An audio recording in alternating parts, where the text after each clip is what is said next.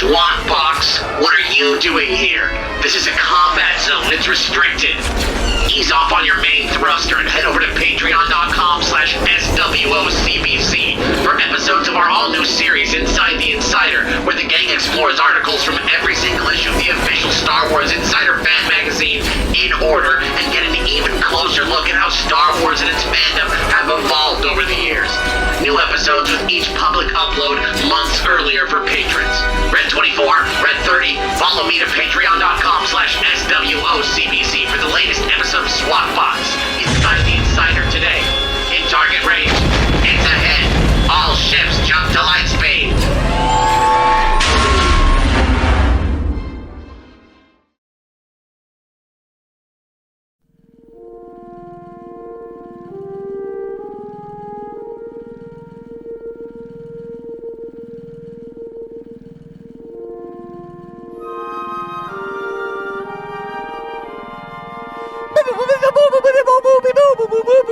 My word. Welcome to SWOCBC. I want to explain to everybody. What just happened here? An R2 unit just said, "Hello guys, welcome to the show." That's all that happened. Oh, and then a 3PO unit. His protocol droid companion was taken aback. And based on the dialect that I detected, you clearly are working for a rebel. I think it was that droid that starts the show off. I'm pretty sure. I don't know who. I don't know whose droid that. I don't know whose droid that is, but I think it was that guy. He just showed up and we kind of just accepted it. It's wild, guys. Welcome to SWOCBC. I want to make it clear for everybody, just in case you guys missed it, because here's what I like to call it: the SWAT box. I like to call the show the SWAT box, and it's a protracted thing to explain to people because it requires you to go back like 8 years in time to the beginnings of, or 9 years in time, now 10 years almost, to the beginnings of the new Canon book club that we used to do, where we did about 40 episodes or so. Do you remember that? Davis is clocking the years in his head right now. Did we start it? Like, they got it in 2015, but did we start it then? Just about. Yeah. Remember when we watched Force Awakens and we said, it was good? Yeah? Yeah. Yeah. You remember that. You remember when we watched Last Jedi and we all were just like, that was great. Let's move on. What a bold I remember a 4-hour podcast is what I remember. We said, oh, wow, that's great. We were just, it was Then so I read good. the opening lines of what is the fucking second book of this? Fucking Splinter of the Mind's Splinter Eye. of the Mind's Eye, where Luke is like talking about the human bacteria or whatever. And I'm like, oh, never mind. Yeah. Nope. This is canon now. Actually, headcanon fixed. You know what? Episode 8 as a adaptation of this version of Luke. The proto-Luke. Which arguably, it's like the most authentic to Lucas's because this is Lucas's thing. So you know what he did? It was like, you know how like in COVID, like we all like regressed? You know what I mean? Yeah. Like definitely for the worse. I bought like thousands of comic books and like some people. Honestly, I had a great COVID. Really? I mean, nothing. I went into it with more weight on my body and a bit of a drinking issue, and then I came out of it without one. So like, no regrets? Nothing else? No regrets at all? Nothing bad happened in those?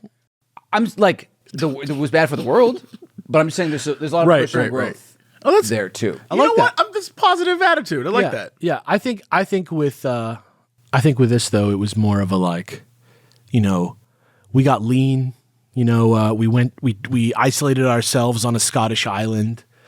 We focused on the stuff that we were into. I think Luke. I started making bread. I think Luke backslid into like he went full wormy. I think that's my That's new. fair. Like in COVID, like I know it was in 2018 or whatever year it was. It was just him and the porgs. And he backslid, man. He remembered that time I was popped that girl in the mouth at the Tashi station, yeah. and he was like, dude, she like jangled his binoculars. Yeah, you don't do that. Yeah, he almost knocked her block off. But we used to call that show the snack box or the snack back. The Swinack back snack pack was a fictitious bit of merchandising. Because we did not capitalize on that at all. We didn't capitalize on anything on that. SWNCBC, Star Wars New Canon Book Club, SWOCBC, Swak Box. It's fun. Yeah. We like it. And now everybody will say that, right? Yeah. Everybody in the real world. What started this train of thought? Is it because people were calling it something different? No, it's just that everybody calls it the Star Wars New Canon Book Club. Still, as like a mistake a lot, and I don't think people would do that if the two names were like a little bit more different. So like Swanakback and Swakbox are not. You can't mistake them for each other in the same way that the Star Wars, like even Mathis, who like is involved in this like podcast situation that we're doing all together, like the guy who basically like handles the business end of this show, Our situationship. our situationship. He still calls it the New Canon Book Club 4 out of 5 times. Yeah, well, he also wants to have sex with aliens. Yeah. So like, But that's like, to me, that like makes me trust him more. But so in the interest of breaking the ice, I thought I'd just bring that up. But today, Ice broken. You've got Jesse, you've got Alex, you've got Davis, and here we are today with another one of our classic Q&A episodes. This one is called Nyan Nub's hot seat.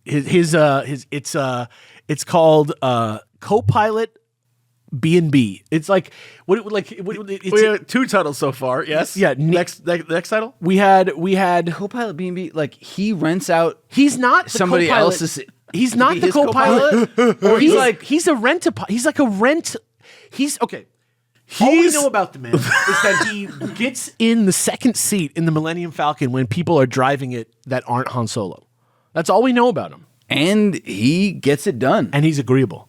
Yeah. And He's a jovial and guy. he's just a happy guy. Yeah. Nyan Num's happy little chat. I'm glad that you spent so much time trying to like I can't- unconfuse people with Star Wars New Canon Book Club to then drop that as the temporary How title. about what do we call it? Watto's tub.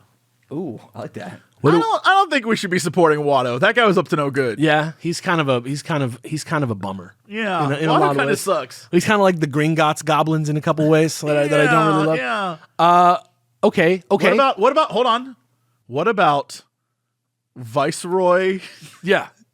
Dude, I Nute did not Gunray? even- Viceroy Nute Gunray. Nute Gunray radio. Nute Gun radio.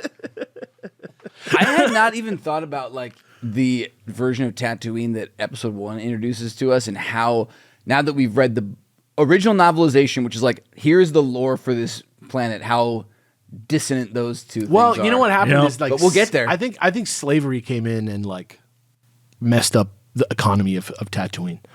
That's my. That's what you think happened? I mean, I never heard anything about slaves ever at any point for 40 years. Do you think Watto just had the 2? Huh? Like he was the only guy who just had 2? Well, what do you mean? We've heard about slavery in these books. I'm talking about on Tatooine. Like, there's no Oh. like. I had no thought in my mind before I watched Star Wars Episode 1: The Phantom Menace that Darth Vader was a slave. yeah.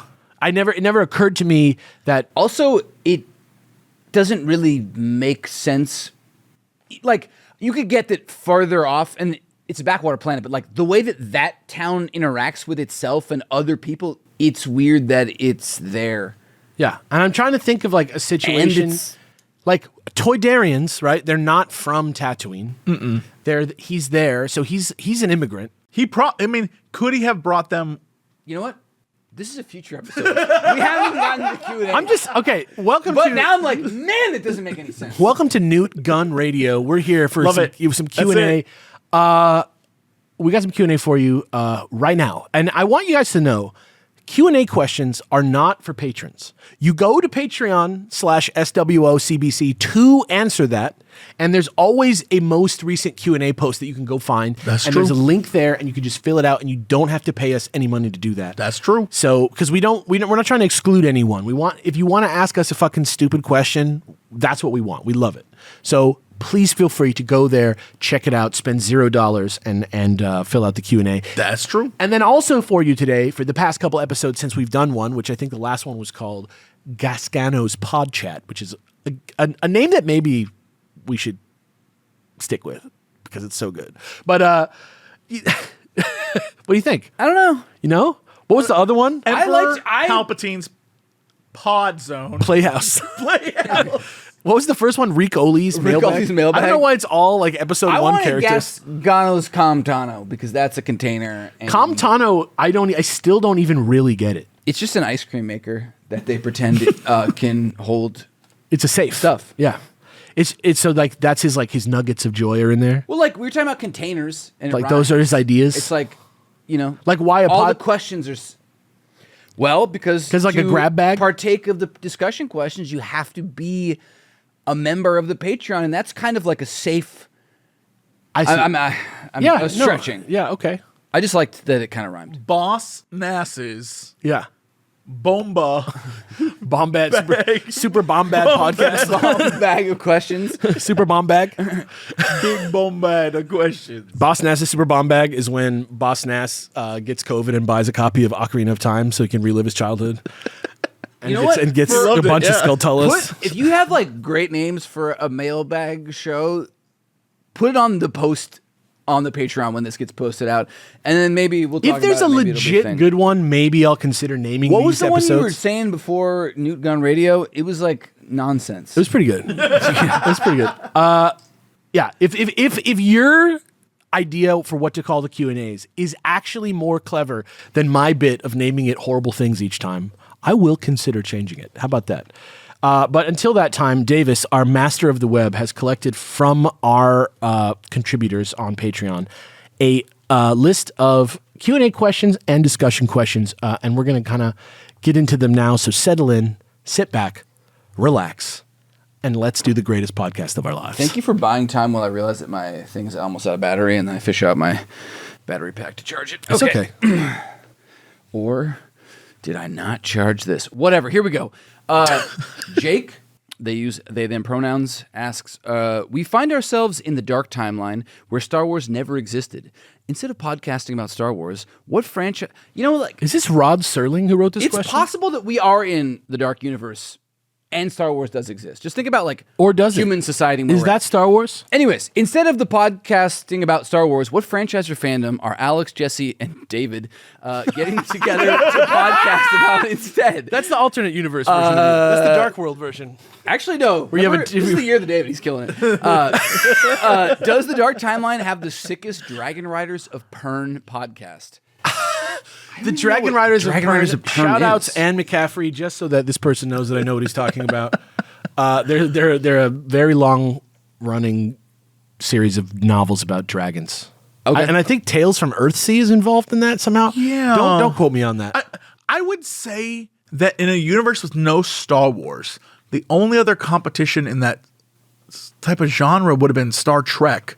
Maybe, But they're not. yeah, but maybe my brain. What's his face with the winged men? Flash Gordon. Flash Gordon. Yeah. Maybe Flash Gordon. If Flash Gordon the movie hit, yeah, you know what I mean? Like if Star Wars wasn't like there, the Last Starfighter, the series. that's a good movie. The Flight of the Navigator. I'm trying to think of what are actually good ones. Zardoz. Are we going to become a huge Zardoz? Oh yeah, they'd have to do more Zardozes though. They probably would have if there was no Star Wars. Well, it could have just been fandom. So, if there's no Star Wars, Star Trek, I didn't get into until I was older. But they're not Sure. Too really. heady. But what I would get into, now that's sick, Supernatural. and I'm starting to Warhammer 40K. I'm I keep dipping my toes in a little bit, and with Space Marine 2, I'm like, this is a fucking sick universe. I do a 40K podcast. I don't know nearly enough. It's like a universe that's great as a campaign setting. Sure. With my understanding of it, though, the whole point is it's like this. It is You're literally not gonna change it. The wars aren't going to end. The point is to just be able to do endless war games in this universe. Sure. But there's so much interesting aliens and subspecies and other stuff that it seems like there's some meat there. Yeah, it's cool. If you ask Henry Cavill, I'm sure he'll agree. It's weird because it's hard to get it. It's fun to mess around with, but it's hard to get excited about anything when it's so purposefully dark. Yeah. And everything sucks. It's edgelordy. Everything Yeah. sucks. To exist in this universe would be terrible. It's badass, but it's not story. I mean, but it's fun because if you do the history of it, it's it wasn't always that way. Yeah. It's purposefully made this way because people don't want to talk about technology is not a fun thing. They use old stuff because they're it's evil to have. It's neat and you could talk about it forever, I'm sure. But after a while, we'd be okay, so humanity sucks again. This new book featuring humanity sucking and everyone else sucks. That's like and Alien. life's That's what like terrible. Alien is, though. Like, in terms of us being. Well, here it's like cosmic level, so there's a lot of stuff going on, but like the storytelling is nothing can really change that much, nor should it, because it will lose like the fun of it being a game centric. It's fun. Well, but it's fun. Like Warhammer, I believe, is fun.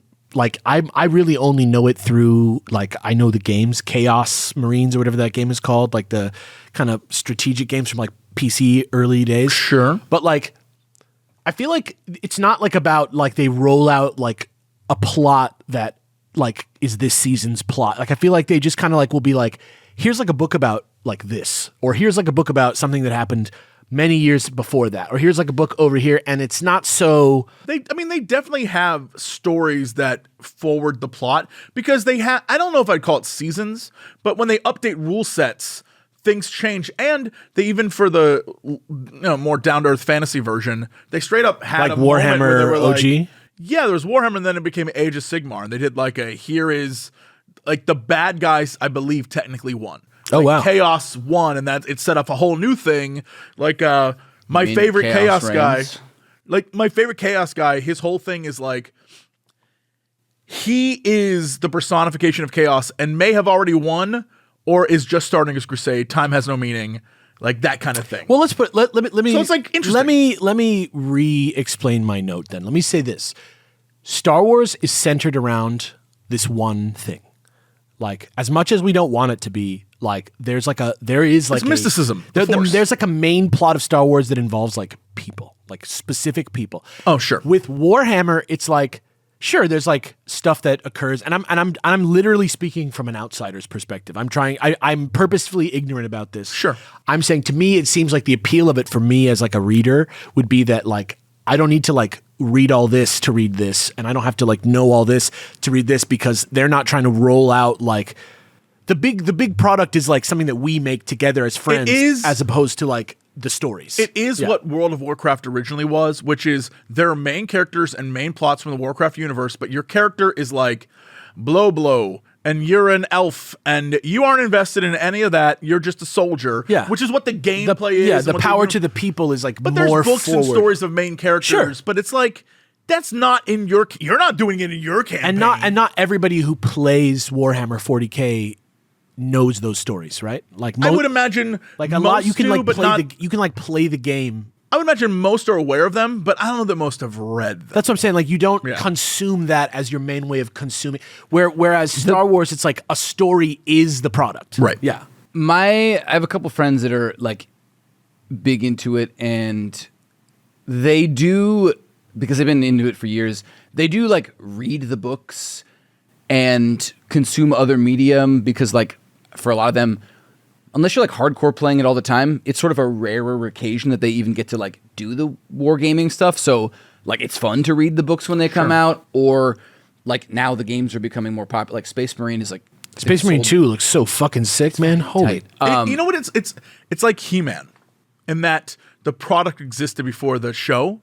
And so Warhammer 40K is like, you have all these different factions, all these different groups. Even the Space Marines themselves are different legions. And it's like, so what they'll do is they'll be like, oh, here's a story about the Blood Angels to get you hype about that faction. Because they're about to drop a Blood Angels. Yeah, like that kind of stuff. And so they'll do the bigger overarching thing that's like, okay, well then how did the Emperor of Mankind end up like a half skeleton man sitting on a goat? Like, all right, let's explain that in a story. And then they do. They do. In that case, I believe they did like 30K, which is like, they did like a whole expansion and mini campaign that was like 10,000 years before, at the height of the Emperor, when he becomes the sort of like machine thing.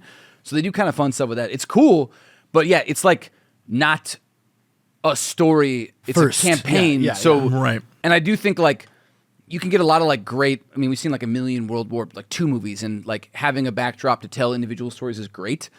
I do think from what I know about the factions, like, there is no room for like doubt in the Imperium of Man, and like heresy and other stuff is like you're killed. So like, good luck to Henry Cavill and them like making. Hopefully they can like. I'm sure he has an not idea. blow it out too much because like I don't know, but it'll be cool to see it in live action. And that doesn't. And those things don't really figure that much into playing Warhammer. Like you don't like the story elements don't like affect the gameplay too much, right? It's like you can do anything you want, right? You can just be like, I have this army and I want to fight yours. Let's just do that. I bet You can. I bet There's you- limits. Yeah, but that's like You can only have so many points spent. But the game is not related to the plot, right? Like the game is just like a game that you can play with whatever pieces are around, right? It's not I like do think your armies have to be like let's say I don't it's think you like can mix and Magic match like armies. like Magic the Gathering has like But yeah, no, so yeah. how I understand it, when people go to like tournaments, they're just like playing each other. But I bet you there are some people that set lore or like if you loose paint, story if you things paint around your it. Marines like Blood Angels, you know, you're gonna do specific things with Yeah, them, like and that's Ultramarine, like they have different colors. You can do like, you know, the various Imperial Guards, but also then there's different factions of like, there's multiple Chaos factions. Like you could be Khorne or you could be Slanesh or Tzeentch. You could and be they each have- Khorne? Dude, Khorne. straight up. Blood for the Blood God. Skulls for the Skull Throne. Not Like, the one you're thinking of. Yeah. I'm thinking of the really good band. But like it's if you have, and those are like different. The reason I like Chaos is because it's very simple. Like Chaos is like one faction is like we're the faction of pleasure but also pain, and one's like we're the blood, we just kill, and one's like we're poison and bile and gross stuff, and one is like we're the wizards and the like mystery people. it's like 20 different things to capture different people's Absolutely, imaginations. that's exactly what it is. To like There's something make for them everyone. want to paint all their things purple or red. Or Absolutely, yes. I love that. For me, it wouldn't replace Star Wars because it would require me Not at to all. live a different life than I led. If Star Wars didn't exist, Honestly, I'm thinking probably about comic books. Yeah. We'd probably be a comic book. Well, like I've already done. Sure, but Yeah. I'm saying like you did it because Yeah. that's something. We probably like Lord of the Rings only so much. You know what I mean? There's not that much Lord of the Rings. Yeah, We probably could have been a it's tough. Game of Thrones cast had they not destroyed that show. maybe They just did a killer job of telling a good contained story and then creating a like universe where there's like thousands and thousands of inhabitable planets and other stuff. So Yeah. there's a chance that if I was doing another one of my like weird like I made a giant list and I want to do a podcast about it, shows like this one or the New 52 and You, which I used to do, or I'm probably going to do an X-Men one really soon. Like there's without Star Wars there, like X-Men rose to the top because I love fucking X-Men.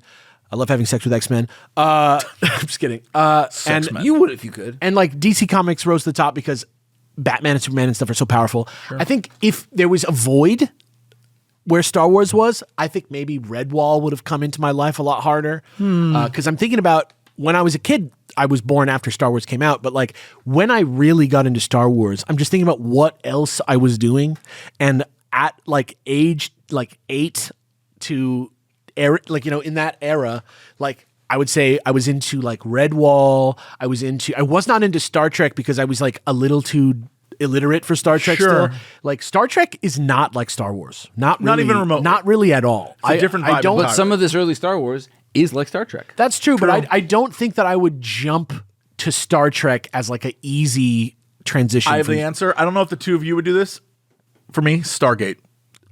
I would have a Stargate podcast. Stargate Dude. Issue 1, Stargate Atlantis. I do the whole thing. I almost want to murk this podcast just so that you will do like a really, really like long game, like 30-year legacy Stargate podcast. I loved There Stargate. just isn't enough. Like, Dude, like I guess there's nothing else that really like matches this except for maybe a DC or something like a Mega or a Pokemon or something. But like, there's not enough games and other stuff of any of these other things like to match it. But like I don't know, Stargate SG-1 has 216 episodes. Stargate Atlantis. Sure, but like it's a TV show, not in the same way that like there are all these books and it takes place across the But it's galaxy. But you're absolutely correct. I think the difference is that in a world where Star Wars exists, these things don't. All the other things we're talking about don't have a space to branch because Star Wars has the fandom on Yeah. lock. And Nobody's in a world, gonna read another one when you got Star Wars at home. But I know for a fact there were Star Wars or Stargate books. Yeah. I would see them all the time at Walmart. maybe Dune, maybe like the extra Dune, maybe like the the like beyond Maybe the Herbert. Dune would have taken off more. I feel like for me, like I read Dune when I was like in like late middle school or something like that, and I was like, this is boring compared to Star Wars. But I know that like I think Kevin J. Anderson or I forget, Michael Stackpole. Michael Stackpole. One of them like went with like Kyle or whatever. I almost went Kyle Hebert. It's Herbert's son, and this guy like kept writing Dune books and still do. So I know that Dune is like alive and is similar to Star Wars. Yeah, it just doesn't. Again, the fandom is captured by one, and it might be because it was so easily accessible. Because the first 3 movies rely heavily on tropes, and it's like universal tropes that people. Star Wars. Yeah, it's like mythology. Yeah, absolutely. Yeah. So everyone kind of understands it. And you don't have to. It's one of those things where. Again, my parents, one of their first dates was to go see Empire Strikes Back. My dad is not a Star Wars guy at all, but he was like, "Oh yeah, we got to go see it." Because it's just a universal thing. Like, you want to know what's going to happen next. There wasn't enough movies. There wasn't enough movies like in the early 80s and 70s to like have 30 to choose from to go see. And there was no Netflix and there was no VHS. And it was like a thing you would do. Yeah. And like movies didn't come on TV almost ever. Right. So it's like in that environment, if there was no Star Wars and something interesting came out, you know that because they were the boss since the idea of that type of thing existed. They basically, it's like the Jaws of nerds is Star Wars. It's like the Indiana Jones would have blown up more if there was no Star Wars? I don't think that anyone would have had the resources to make Indiana Jones. Yeah, you're probably right. That and just doesn't, like, with Star Wars, the sci-fi, there's like, you can go further, do more. And Indiana Jones is awesome, but at a certain point, it will always be beholden to like legends and a bullwhip. And but if there was no Star Wars, right? There may be more like space for Indiana Jones to go down the directions. Like, what if there was a like possibly? I think he was just asking like, or they were asking just like, just pick another one that the next one down the line. Yeah, I mean, I would think the most logical would be something like Last Starfighter because it is almost Star Wars. But the problem is the big difference. That's the video game one? Yeah, the big difference is it's kid from Earth, plays video game, gets sent to space because he's good at the game, which is helping. It was actually like a recruiting tool. Yeah, but the problem is like, that's, when you think about it versus Star Wars is a galaxy far, far away. It's a long time ago. It's a fantasy tale we're being told about dudes with laser swords and magic powers. It is almost equal parts fantasy and sci-fi. And everything that came out around that time leaned heavily on sci-fi and completely missed the fantasy portion of what it was supposed to be. Yeah, that's true. I don't know. I don't know what this podcast would be about, but yeah, I feel like we've thrown out Stargate. a good amount. Stargate. Yeah, Stargate. We'll have that. Stargate or Dune, or Warhammer or Dune, Redwall. Redwall. I think Redwall is my like real answer. Yeah. All right. God, I'm gonna mispronounce this, but pissed fucked. Okay. I'm not even gonna ask a question about it. Nope. Pissed fucked. I have pissed fucked. Got it. I wonder, what do you guys think of the horror elements in Star Wars? For example, the Death Troopers and Abeloth and the Star Weirds. Love it. Wish we got better versions of it. I don't know what the fuck two of those things are. I know Abeloth. Googled Abeloth because there's another question that sort of ties into this. Is that the like Sith monster Cthulhu thing? But it's I didn't want to get spoiled too much, but it seems like it's cosmic horror plus Star Wars, which is like exactly where I would go with. If you give me any franchise, if I got to make my dream Aliens versus Predator franchise, one, it's set in the future and it's going cosmic. It's a great idea. But the dark side is such a great vehicle for horror, and I know there has been some, but I feel like, I don't know, for mainstream wise, there hasn't been enough, and there's so much to do with it. When you can get lost in weird corners of the galaxy, and the dark side is like fear, and it's like all of those the things. Alan Moore conceptual stories fear. were so scary. Yeah, the dark side is cosmic horror. It's like pretty much. Yeah. So, like it, excited to get to some of these things. Star Weirds. I don't know that I can be scared of a thing called Star Weirds. I don't know what that is, but I'm excited to find out. For me, we spend a lot of time talking about how Star Wars is like a rich tapestry for like we always call it a D&D setting, right? So from a lore perspective, from like a storytelling perspective, the idea of going horror in Star Wars, while it's not something I'm quite that familiar with in terms of like Like, I'd say the closest thing to horror that we've got in Star Wars on screen is maybe the end of Rogue One. Like, I don't know. I'm trying to think. That's pretty cool. That was a very. It's kind of like the Terminator scene where he shoots up the police station. Yeah, it's just I wouldn't call it horror because like it's an action. That's what I'm saying. like- It's not, there's not really been like true horror on I mean, screen. if they were gonna do kind of the idea, maybe the Minox. they put it at the end. But I remember us talking about the entire time of in the run up to Rogue One. We were like, wouldn't it be awesome if Rogue One was just a bunch of normal humans getting just shredded by Vader? The last voyage of the Demeter, but it's Vader. Yeah, and it's Vader just and they definitely did it at the end. Yeah. But the closest we ever come to seeing it on screen, really, I think, is in Clone Wars. That episode where Yoda goes to like the Force planet and a dark Yoda shows up. Yes. Or the stalks him. the bird and the dagger and those like 3 episodes where like the father, son, and the father, the son, Yeah. like daughter. That shit was like pretty scary. It felt a lot like the Alan Moore stories that we saw a couple episodes ago. There was like a Spider Mandalorian episode, right? That was Yeah. that the had scary like some creatures with the shields, right? Where Yeah. Kanan was like dealing with them. I remember that. Well, no, I meant the one from the Mandalorian where it was It's like like in the cave. Yeah. Oh yeah. That was actually kind of dude. The fucking like undead Geonosians. Oh yeah. Yep. Like so okay. So in the TV shows that are borderline canon, there's been some stuff, but I would say the thing that makes me apprehensive about something like Star Wars horror is like when I consider the corporate element. Like, I don't have faith in the Star Wars machine to create good horror right now. I don't think they would. I 100% agree. I'm like, what's the alien Romulus of Star Wars like? But I feel like they don't. Here's the story. Allow it to go there because too many kids like. Yeah. Like, I feel like with Star Wars, you're just never gonna get that adult because like kids will always want to engage with it.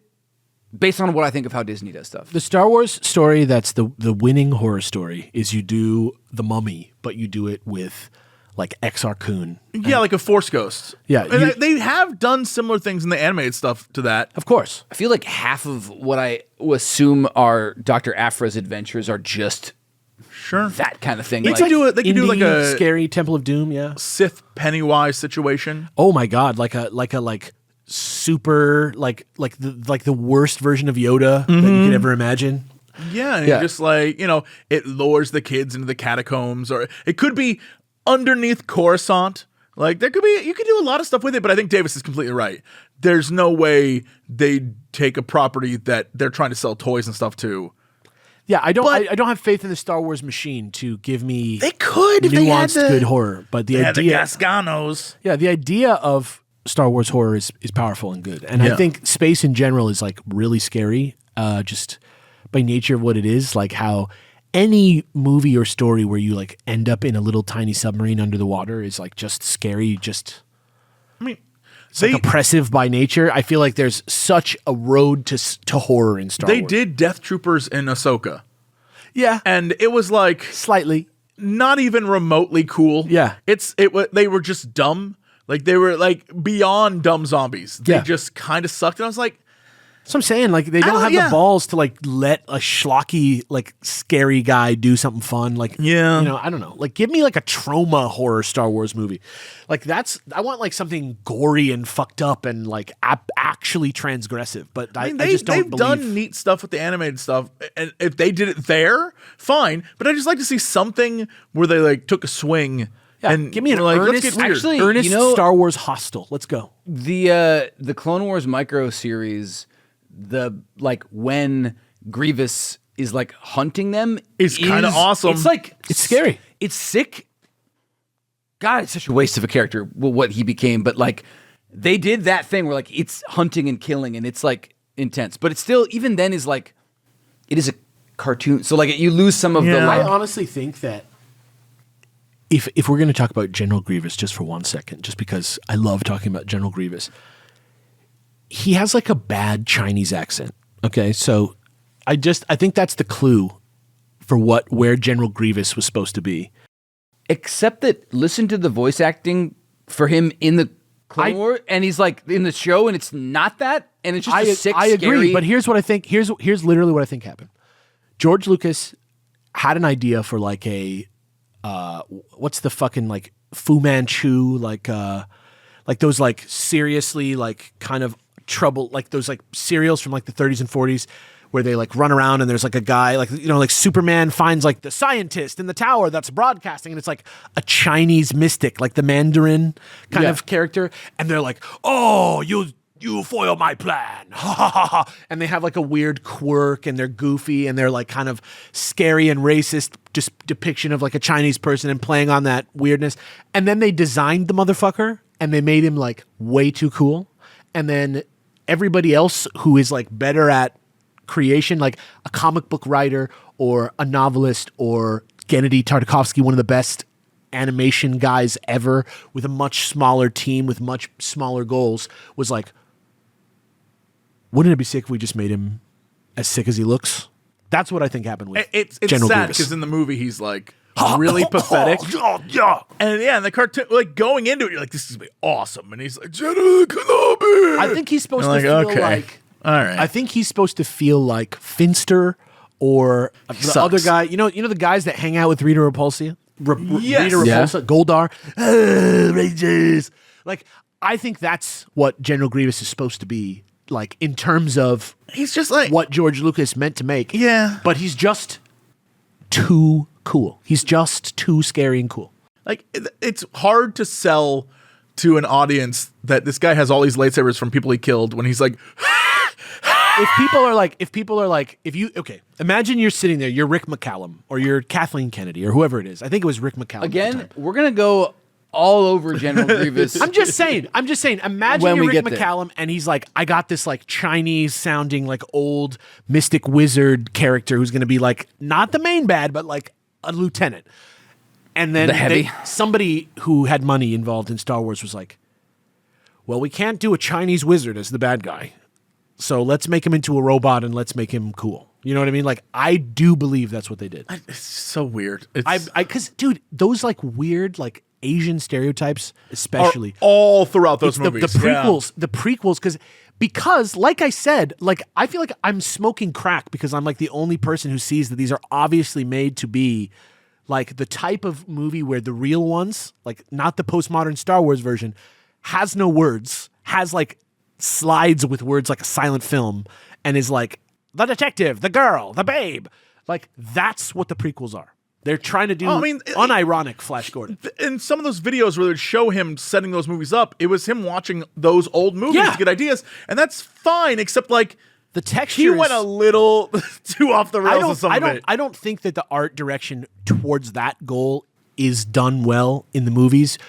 I don't know why. I would love to talk to George Lucas about that if I could like catch him at a bar or at a Sbarro in the San Jose airport or where the fuck I'm going to see him. Like, I would love to chat with him about that, like off the record, and just see what he has to say. But I can't believe how little people talk about that. I can't believe like the story time, adventure theater, Star Wars, Attack of the Clones. Like that is what he's doing. Anyway, sorry, I went on a tangent. Sweet. You want to switch over to some Sweet. discussion? Let's Hit just us. let's hit one of the episodes, right? Well, the first one in order of just since we left off was Han Solo and the Lost Legacy. Third book. That's the one with the final gunfighter. one. Yeah. Yeah. And the basic one for this one was just like, This is the one where he was like the movie theater guy and all that shit, right? yeah. The question was just more broadly was like, well, we like loved this trilogy. It's the end of the trilogy. I'm just trying to. What'd you think about it? Did you like them? I don't know. Just what were your thoughts in general about these books? So, Jack Hyman says, feel free to use this on the podcast. As the Han Solo books are concerned, I think they're great supplemental media. Content that fills in the gaps for established characters, illuminates their history, and expands the setting in a way that doesn't contradict the original media. I think this has been discussed on the podcast already, but I do think media that is closely related to the films is some of the most boring. In this case, I just couldn't enjoy Han's arcs throughout the trilogy because Brian Daley had to ensure that Han and Chewie that the Han and Chewie present in the novels are the same characters that appear in A New Hope. EU content is really at its best when it's further from the films, so yes, the Thrawn trilogy and post-Endor content is great as authors and creatives are given more freedom to take our main cast in new directions. My personal favorite EU content is the stuff that features little to none of any film tie-ins, such as the Dark Horse era of Star Wars comics. Sure. Especially the Zane Carrick KOTOR comics, which I longingly await the podcast to cover. That's gonna be so much not fun. for a while, yeah. though. I'm excited to be in my mid-40s. But also games like the Jedi Knight series. Hell yeah. Generally speaking, the EU is at its best when it uses Star Wars as a sandbox for storytelling and gets away from the films as guideposts. So yeah, I wasn't a huge fan of the books. Hey, that's legit. Although I guess the third one kind of ends with him being like, all right, well, I heard Jabba's got a job, so let's go meet up. Yeah. I'm tired of being a hero. I got to go be like a bad guy. I definitely can see that. It does feel like, as far as the characters to write about, Han had a very non-canon, impactful backstory, full of colorful stuff, so you could do a lot. And like, aside from just that they have to exist to the end, they don't even deal with the Empire. I think it's impossible to separate Star Wars from sort of like business interests in a lot of ways, if you know what I mean. Like, because it was a hit right away, right? Like, there was never a time really, other than the few like Splinter of Mind's Eye was the one free moment. Yeah. And after that, it was, we're making a thing. Yeah, exactly. Like, there wasn't a lot of time. And so for me, looking at Han Solo and having him not grow, right, necessarily, like, I don't know, like, I think about things like Batman. I think about things like Superman. I think about things like Spider-Man. I think about things like Archie. I think about, The Shadow, The Phantom, Charlie Chan, Dick Tracy. Sure. None of these characters are built to grow, and not just from like a cynical perspective, but from a traditional perspective. These art forms that are like pulpy and they're very American art forms, mid-century American. Lots of like editorial involved, like because of the nature of like the fact that it's like usually a house that's producing a lot of different things, like Content factory. Well, like Marvel Comics, for example, is like they respond, and DC Comics are responsible for making like 1 million superheroes. Sure. Right? And so like you can't separate something like comic books because they take a giant machine to make and they're available all over the world and stuff like that. There's not like a non like modular corporate version of them. And so for me personally, Han Solo books, the riff is like on a style of book, and they're making it a Han Solo themed style of book. And so for me, I was not expecting Han Solo to grow regardless of where these were set in the timeline, because personally, I think that for a lot of the characters in Star Wars and for a lot of heroes in general, going back to the endless debate about Luke Skywalker in Last Jedi just for a second, like I think a big part of the reason that there's two very clear, at least on this podcast, but I think also just in general across the fandom, I feel like when you don't like it, it's for a very like similar reason to a lot of other people who don't like it. And when you like it, it's for a similar reason to a lot of people who like it. And I think it comes down to this understanding about like outside of the context of Star Wars and the pulpiness and all that stuff, you come to the theater, you're not there to experience a postmodern riff on pulp and comic book culture. You're there to just watch a fucking movie that you like with characters that you like in it. And so you fall back on expectations that are sort of like, I don't know, like you learn them in school, you learn them from like, I don't know, people a lot of the time love to talk to comment sections or rant or yell at reviewers about what makes good storytelling, what's good game design, stuff like that. And I think those things, assuming that those things are rote and sort of like intuitive, and that like are things that like we can all agree on without thinking about the goal of the context, I think it makes it really hard to enjoy something like the Han Solo trilogy at its full potential for enjoyment. Like, definitely, I think all art benefits from you having context for it. But I think in the context of this, you know, Star Wars is a great playground. Star Wars is an amazing place to go and you know, have these stories that have nothing to do with Luke, Han, and Leia. But Luke, Han, and Leia are it. Like, that's what Star Wars is. And what we got were these books. And I think for what they are, I think they're pretty neat. I mean, I think the reason we enjoyed them is the opposite reason we didn't like the Phasma book, which is it's Han Solo being Han Solo, doing Han Solo things, and nothing in these books is changing how we see Han Solo. It is just, here's some crazy adventures he went on, and they're all fun to varying degrees, and that's it. It's just like the other adventures of Han Solo, and we get some like cool Han Solo adventures at a time where we didn't get Han Solo adventures. Meanwhile, you had Phasma, where it's like, Phasma actually grew up on a world that they sucked juice out of. It's water dune. Yeah, and it's a different... It also doesn't... The weird thing about that was, like, it doesn't even make sense with who they just she is created in a the story. movies. Like, it's just like... Yeah, and it's the same thing when you watch Fails on all senses. Like, even though the Han Solo movie is fun, and I enjoy it very much, they just created a character from the stuff that we had, rather than just giving us a Han Solo story.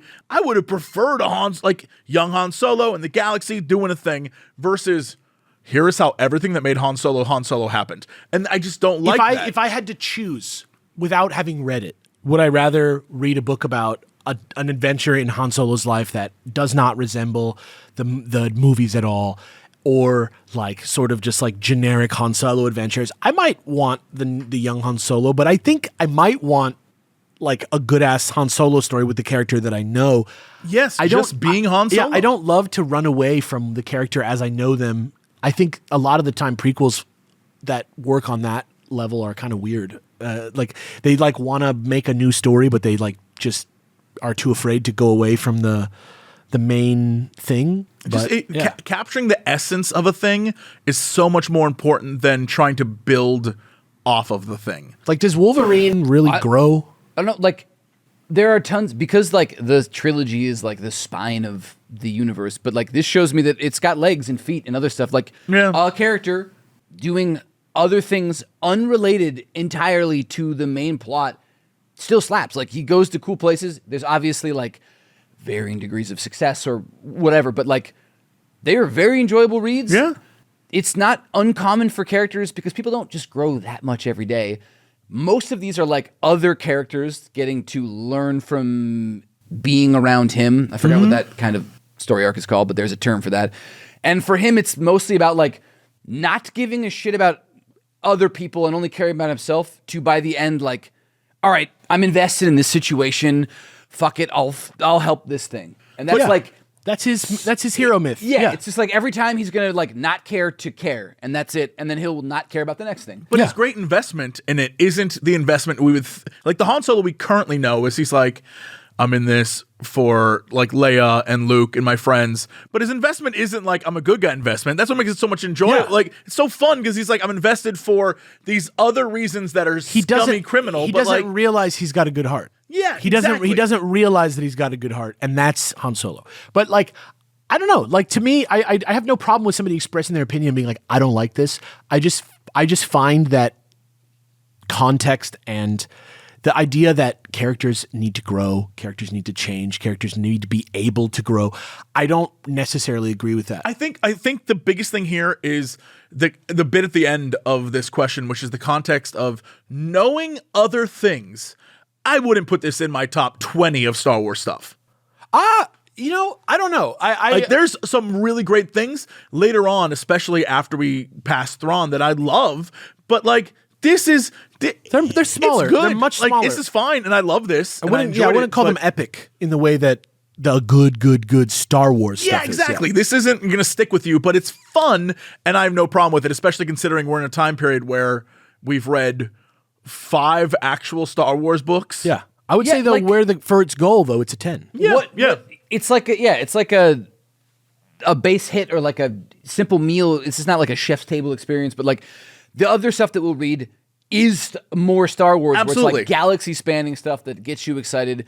But that they were just like, Han is tight. Here are 3 like stories that still have some of the like epicness of it, but its flavor is like cool. I'm like, if I only read books of this quality, this would be like It the just most makes it consistent rough. universe It's ever. rough for me to like auto classify epic giant tales as like better. I mean, but we're purposefully. Oh no, I like personal I'm not saying stories. I'm not and saying stuff, I'm not but saying we're doing that. I'm just saying like stuff like that, like assuming, like I don't know. But we're like personally criticism is- going in order, and so I don't think anyone at this table is even considering next stuff when thinking about our liking of this. Absolutely not. No, And yeah, so, not at like, all. We're trying to like live the 70s. moment. I lived. We did this earlier in this very episode where it's like I've been living in this so much that we like forgot about episode 1 and how already like you're like no shit fuck can't go down there yet. We'll get there when we get there. But let me read more of these responses because that's what this is about. Rob Paul says, feel free to use this. Finally caught up on reading. The trilogy was great. Perfect light read that captured the vibe of Han and Chewie on an adventure. Pterodactyl taxidermy aside.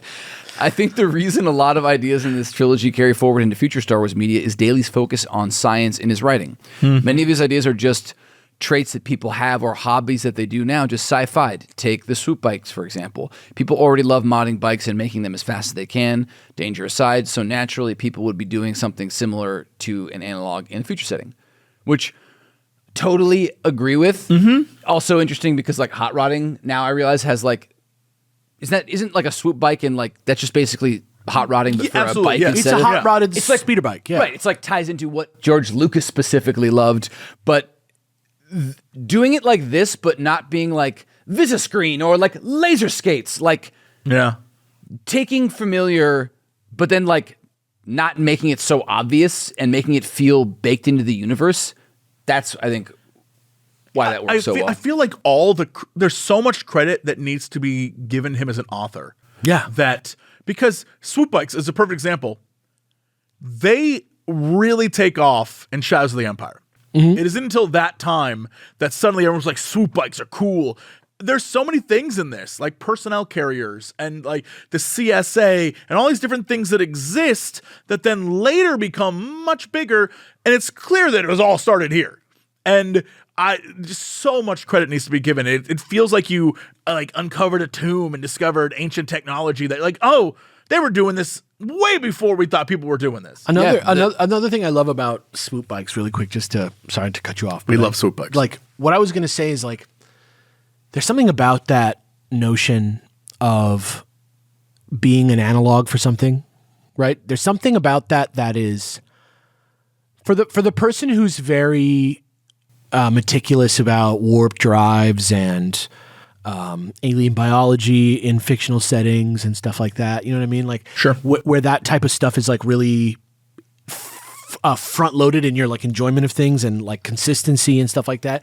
I think something like the swoop bike is a great counterpoint to that because, in general, I feel like it lays bare the artifice of the idea of like the story a little bit more because obviously the reason it's there is to like connect us to the story, right? Like there's not really anything that's like universally cool in the world. Like people just think what stuff is cool based on their socialization. And so for us to enjoy this world, it needs to be at least relatable, right? Like unless we're going to go do something else. And so thinking about something like a swoop bike and how much we like it, and how much we love and how quickly and how easy it is for us to grok it, jump on it, and grok it and like get hyped by it. I think it's a great counterpoint to just being like, you know, hey, these are obviously just stories made for people on Earth and they're not real and they're like imaginary and stuff is always in flux, and human stuff on Earth and real actions and the shape of our Earth really does impact the nature of the Star Wars universe a lot more.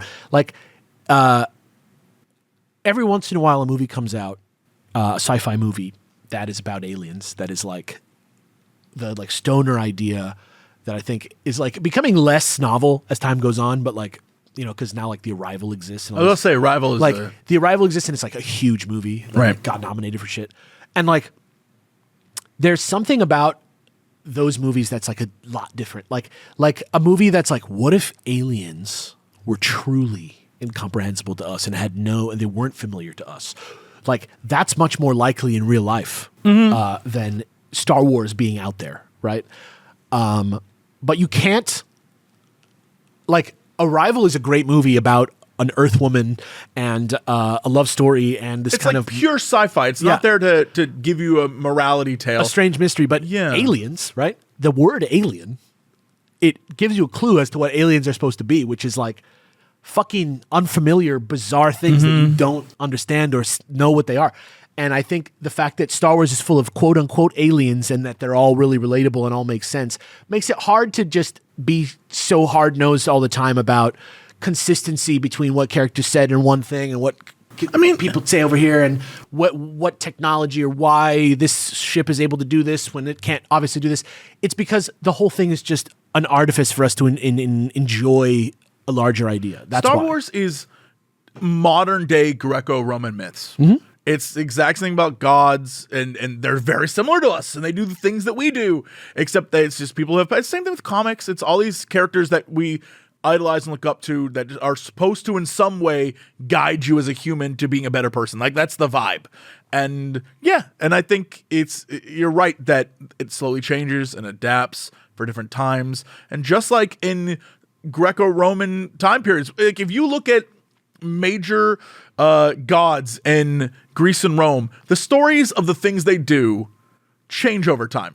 Like, this god did this. Well, actually, according to this story, he did this. Right. And keeps morphing with the time period. And obviously, some people like some versions better than others. And you pick the story you enjoy, and then you I like the new out. canon Greek gods.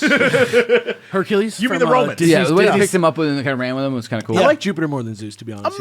I'm a big Hercules over Heracles guy. Yeah, I don't absolutely like everybody. Oh, Heracles, original, Heracles original, like original.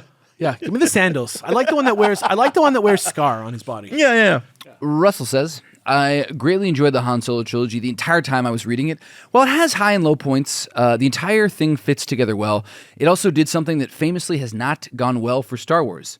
Be an entertaining prequel which enhances rather than detracts from the characters. Agreed. Part of that, I think, is due to the nature of Star Wars as a fledgling franchise at the time.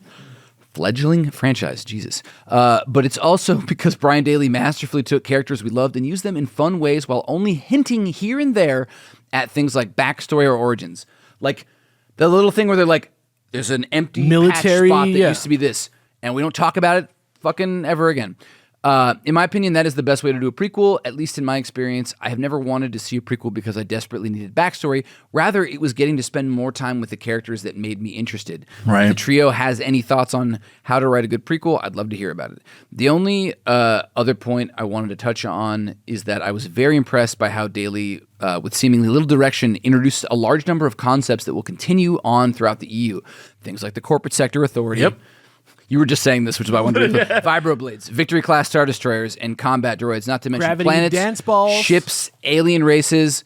I'm editorializing, literally the materials of everything that come up here and there throughout the EU as well. I enjoy the organic world building a great deal. Okay to read, by the way. Love the show, guys. Love that. This is the only like prequel thing that advice I want to give to people, because I like see it as a problem. We've talked about it before. Is like, it seems like Hollywood now thinks that like they look at like a character and they're like, they're here now and they end up here. So they draw a straight line. Like every paragraph of their dialogue has to have some part this, some part that. Whereas we're much more like, we go hard in one way, have conflict, deal with some sort of trauma or some intense situation that changes how we go. Yep. And then we move in a different direction.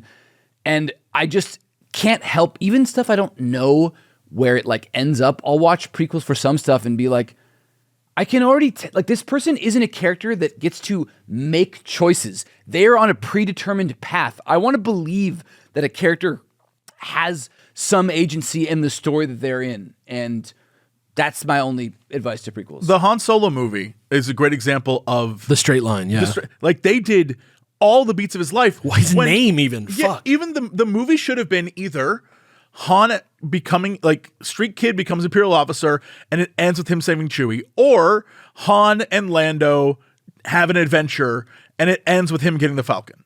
Like, it shouldn't have been all of it. And that's, I think, the biggest mistake, is we just needed like a little, and if they want to make more, awesome. But we just need like, here's a piece from Han's life that explains who he is a little bit better, but isn't, the Kessel Run isn't, like, you put everything, apparently his entire life happened over the course of Lando, a week. the Falcon, the Kessel Like, Run, it's Chewbacca. crazy. Yeah. And it should have just been this, here's a slice of life from this person, and we got more information and maybe hinted at some cool things, but it wasn't, here's a full explanation of his past in one movie. Like, that's crazy. A prequel, Yeah. what makes a good prequel, right? Like, I think this is another thing that where we're talking about like rote, things that people assume are rote, or when I say rote, just in case people don't know what that means, it means like innately understood. Things that are Previously written. Yeah, like things, yeah. Well, things that are like, that like we all assume to be true. Right. I was making a word pun. Yeah. Like a prequel, I would say by the modern definition of what a prequel is, which I think is the modern colloquial definition of what a prequel is. Lucas has it. Well, that's one problem. Lucas changed what a prequel is. That's one problem. But the other problem is that like what a prequel is by definition for real is just a story that takes place on the timeline before another story. Right. Okay? So that's not a style of movie. That's not a type of movie. That has nothing to do with like, and if you want an example of what a prequel is, that's like that. It's like, I'm trying to think. I guess this is a good example. Yeah, it's like a classification of a story, but there's no style. Like, it doesn't mean anything. Yeah, technically, this is a prequel. I would say, yeah. You know what? If you want to call this 100% if you want to call the Han Solo trilogy a prequel to the Star Wars A New Hope, fine, you can, because technically it is. Right. But I would say that today, when you say something's a prequel, you expect to learn all the stuff. You expect Like directly leads You into? expect to see a satisfying like intro to a story that you already know. Stardust. And yeah, and I think that's the problem. I think like what makes a good prequel is the exact same stuff that makes a good movie. Let me ask you, what's the one question that people are going to have to see Rogue One? Stardust. What is Stardust Stardust? Like Catalyst. I personally don't think like I think you should think about if you're only ever going to be able to see like one movie in your life, and it's a prequel. RoboCop. Where I chose my answer before you said prequel. Like, and it's a prequel, right? Are you going to be satisfied if you haven't seen the other one? Like, I think like it's weird. I think it's weird to make a movie that is set before a movie, especially if you had no notion that there would be a movie. I think it's just weird. I think it's just weird to like try and draw any lines that are unnatural. House of the Dragon, for example. Sure. I haven't seen the show. You've watched all of it, right? I mean, yes, I have. Yeah. It doesn't like you don't start to see like baby fucking Ned Stark, right? No, but what they do 100% is do that thing where it's like, my daughter, I must tell you of a song of ice and fire. And you're like, brother. That's fine. Like that's fine because what's going on, the opera, the dramatis personae. Is that, but the problem is that it's ruined by what they previously created. Like, this man's like, it's the biggest thing, our entire kingdom must be based on this story. We must unite the realm to fight. It's like, that dude fought one battle and you killed him. Like, the greatest threat in the world sucked. That guy sucked. I think what makes a good prequel is where if the stuff that the movie or the book or whatever is talking about, you don't have to have consumed it to enjoy the prequel completely. Agree. If you read Han Solo Adventures and you did not know about Star Wars, Yep. it would not limit your enjoyment of these books at all. Except in the way where you're excited to see Han Solo again. And so for me, prequel as an idea in the colloquial sense of today is like a marketing term, much more than it is any sort of thing that we should respect as like an art form or like as a form in any way. I don't think a prequel is a real thing. You know what does a good job of this that I didn't even realize? Like, thoughts on the movie. It's my least favorite Indiana Jones. But Temple of Doom, you taught me years ago is a prequel, and it's like it doesn't matter. Like the movie is still great. Just watch, like even knowing that it's a prequel, I'm like, I don't even know what to do with it. Like less, like but it doesn't like I'm not watching it. I'm like, who's that? Who's this? Like what does this all fit? yes, Indiana Jones. James Bond, like is another good one where like, and I think it's why like these do where they give you their complete packages. James Bond is another perfect one about you don't need growth. That's another perfect. You don't need a character to grow to be good. That's they grow in the like in the context of the movie only. Right? Yeah. Like growth doesn't always mean like radical character overhaul, permanent change. Yeah, no. But there is usually an aspect that's like, what is the lie they believe at the beginning, and then they learn the truth. It's like that's kind of just how it is. Yeah, this is this is so funny. This is the extremely lesser version of what you guys are talking about. But the Fast and Furious franchise, starts like halfway through. Exactly, it's exactly the same thing. And you thing. do not need another prequels, but they're like, this happened before, bro. And you're like, what? Yeah. Frankly, some of those movies, it's worse for like. Yeah. Like I saw Tokyo Drift. Yeah. So that movie's great. anytime Holland movie is sucks. back, who I love. It's a great movie like, to watch. No, this is weird. Don't do this. But you should watch that movie. It's very bad. I must say, off the record, well, on the record, permanently, the last one they released might be my favorite Fast and Furious movie ever. Hobbs and Shaw? No. There's another one. The last one, which is like an actual Fast and Furious movie. 10?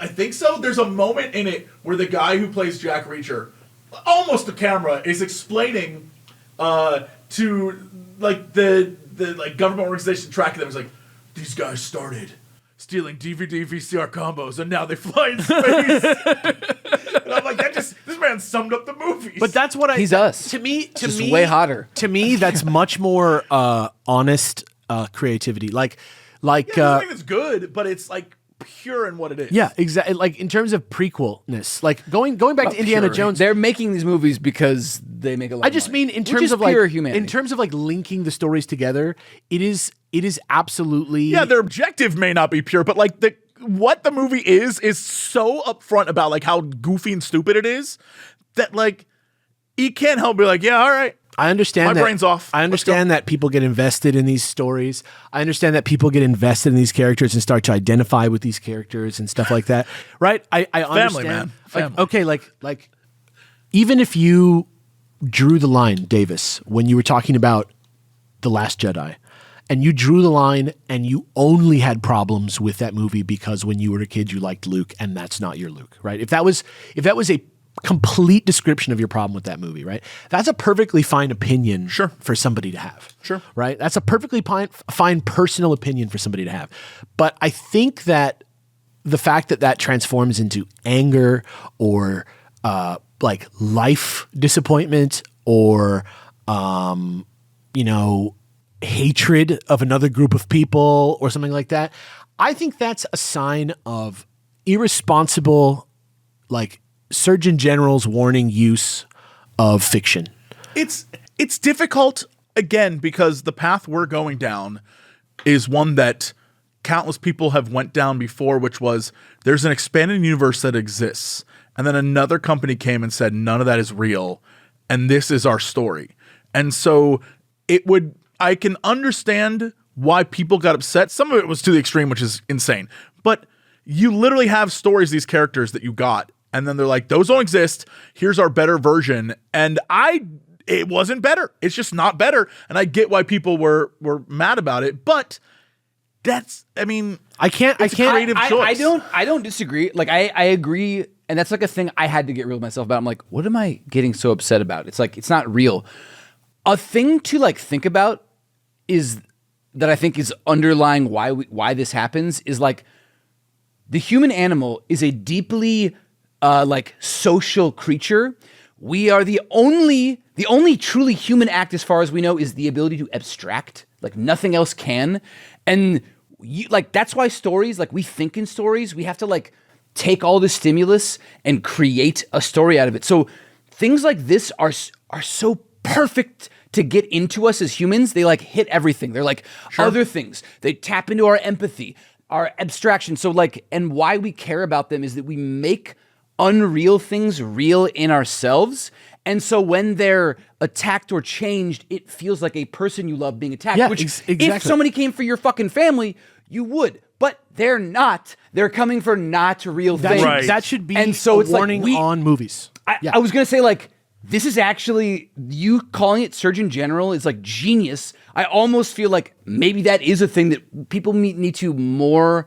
We should Not consider just be like, fuck you, it's fake, but like more like, not when we're engaged and activated, more just like, this is a film. It's a work of fiction. These characters aren't real. Like, if you associate with them and you empathize with them, and that's cool, but like, just don't ever lose sight that like, this is not real. You don't own it. And it's not yours and this. And you can live the version you want in your head, but don't send death threats, like that kind of thing. I think about that guy that everybody made fun of, who sweet guy, and I'm really not here to yuck his yum in any way. But this guy who was like, remember the guy who was like got emotional watching the trailer for, I think it was Rise of Skywalker or Last Jedi. Literally, that is the voice actor for the Thrawn books. Great. So I'm positive that's who that you know what I'm is. talking about? He was like, Yeah. he had like just a very sweet Yes. demeanor, and he was just being very pure and happy, and it was like crying tears. Like I'm pretty sure that's him. Like he met Jesus Christ. Yeah. Like I think people were made uncomfortable by it when they watched it, and unfortunately he went viral mostly because people were making fun of him. I think people made uncomfortable by somebody being so vulnerable about something so low stakes as a Star Wars movie. And I say low stakes objectively because there is not one person that I'm going to think about individually when I think about how important something is compared to like life and death or anything like that. I'm glad that people find endless joy in Star Wars. I have no problem with this man crying because he watched a Star Wars trailer. But in general, the sort of like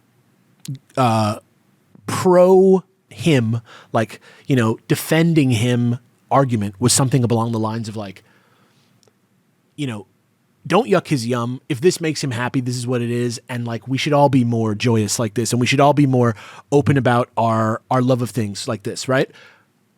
If that guy exists and we want to support him, it seems like we're arguing also to allow people to be negatively impacted by this stuff in the same way. And I think that letting people be sad and letting people be angry or whatever because Final Fantasy 16 is not turn-based, or you know, Luke is kind of an asshole now, or whatever. Like, I feel like the going back to the question about prequels and stuff like that, like, I think that these sort of things that we let become common wisdom are not responsible, and we're not. Obviously, on this show, the thing that's most important, at least in my opinion, is like looking at these works for what they are, talking about them honestly and without any sort of baggage behind them. Right. And I think we do that pretty good here. Obviously, we bring our emotions to this because we're real dudes and we're hardcore like that. But like, you know, I just think in general, We hug after. like, yeah, we yelled at each other for Kiss a 4 little. hours about The Last Jedi more than once. We did like 2 episodes, I think, about And how we're still here doing this. But like even that day, I didn't like stab him, No. and kill him because I disagreed with him about my Star Wars movie. Granted, I was taking a line much more similar to the one I'm taking now, and he's maybe not your finest moment, according to you. You know what I mean? Oh, 100%. I have not listened. I'm like, I might stand by some of the points I made there, but I'm like, I don't know, you know, as I've grown and So changed. yeah, the biggest problem, though, I think, with being either hyper excited or disliking something is a lot of it also, and this is just, I think, a modern society problem, it's a little performative. Yeah, it like really when is. it wasn't someone reacting to something. It being was a filmed. camera was facing that person, and it was their camera.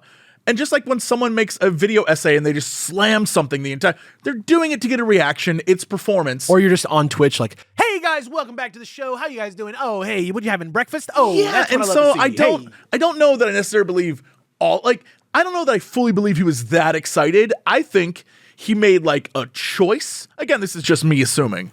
Made a choice to be that excited on film because he was filming himself, I think is what was happening. Yeah. So It was really well lit. But I'm just gonna say it was a lot of time lighting this one reaction. That I'm just gonna say what makes a good prequel. I think is a question that is like on the road to this problem, in my opinion. I think is that where we started to get here. I think so. Yeah. I have not seen this particular one, but I have seen a lot like this, and we live in an era. Well, we always have, but especially with like new media, which is not even new anymore. Yeah, people get social cachet and standing, which is a thing that we are biologically built to crave, through exaggerated reactions. And so this person might not have had it, but that happens a lot, and it's not unnatural. Like, you shouldn't be surprised if there are people that react negatively to that because it doesn't feel authentic. Yeah. And that's what happens. It's not like good or bad. I don't know. There's people can say it's like getting attached to stories. It is a thing that happens, whether it's good or not. Like, it can be beneficial and people can grow a lot from it, but it can also radicalize people in the wrong ways. Yes, bringing other stakes to it. Like I say, TLDR, what makes a good sequel, what makes a good prequel, the exact fucking same things that make a good regular movie or whatever. Yeah. Period. And to think anything beyond that is to like start yourself down a path to the dark side, I think, personally. Yeah. It's so like anything like it's just a broad, like the idea of a prequel is missing so much context from what the specific thing is, what the specific story you're going to tell. That, like, imagine if just let advice. People enjoy things was like the main nugget of wisdom about cigarettes. What? Dude, you know how many people in the 50s or would have been like, I know, but I'm serious. Like, fuck you, Don Draper. People are Is it toasted. No, we want this guy right in our ass. People are making fun of this guy who's really excited about Star Wars, and they're like, "Oh, leave him alone. Just let people enjoy what they like. It's not hurting anybody. He's fine. He's crying, and it doesn't affect anyone."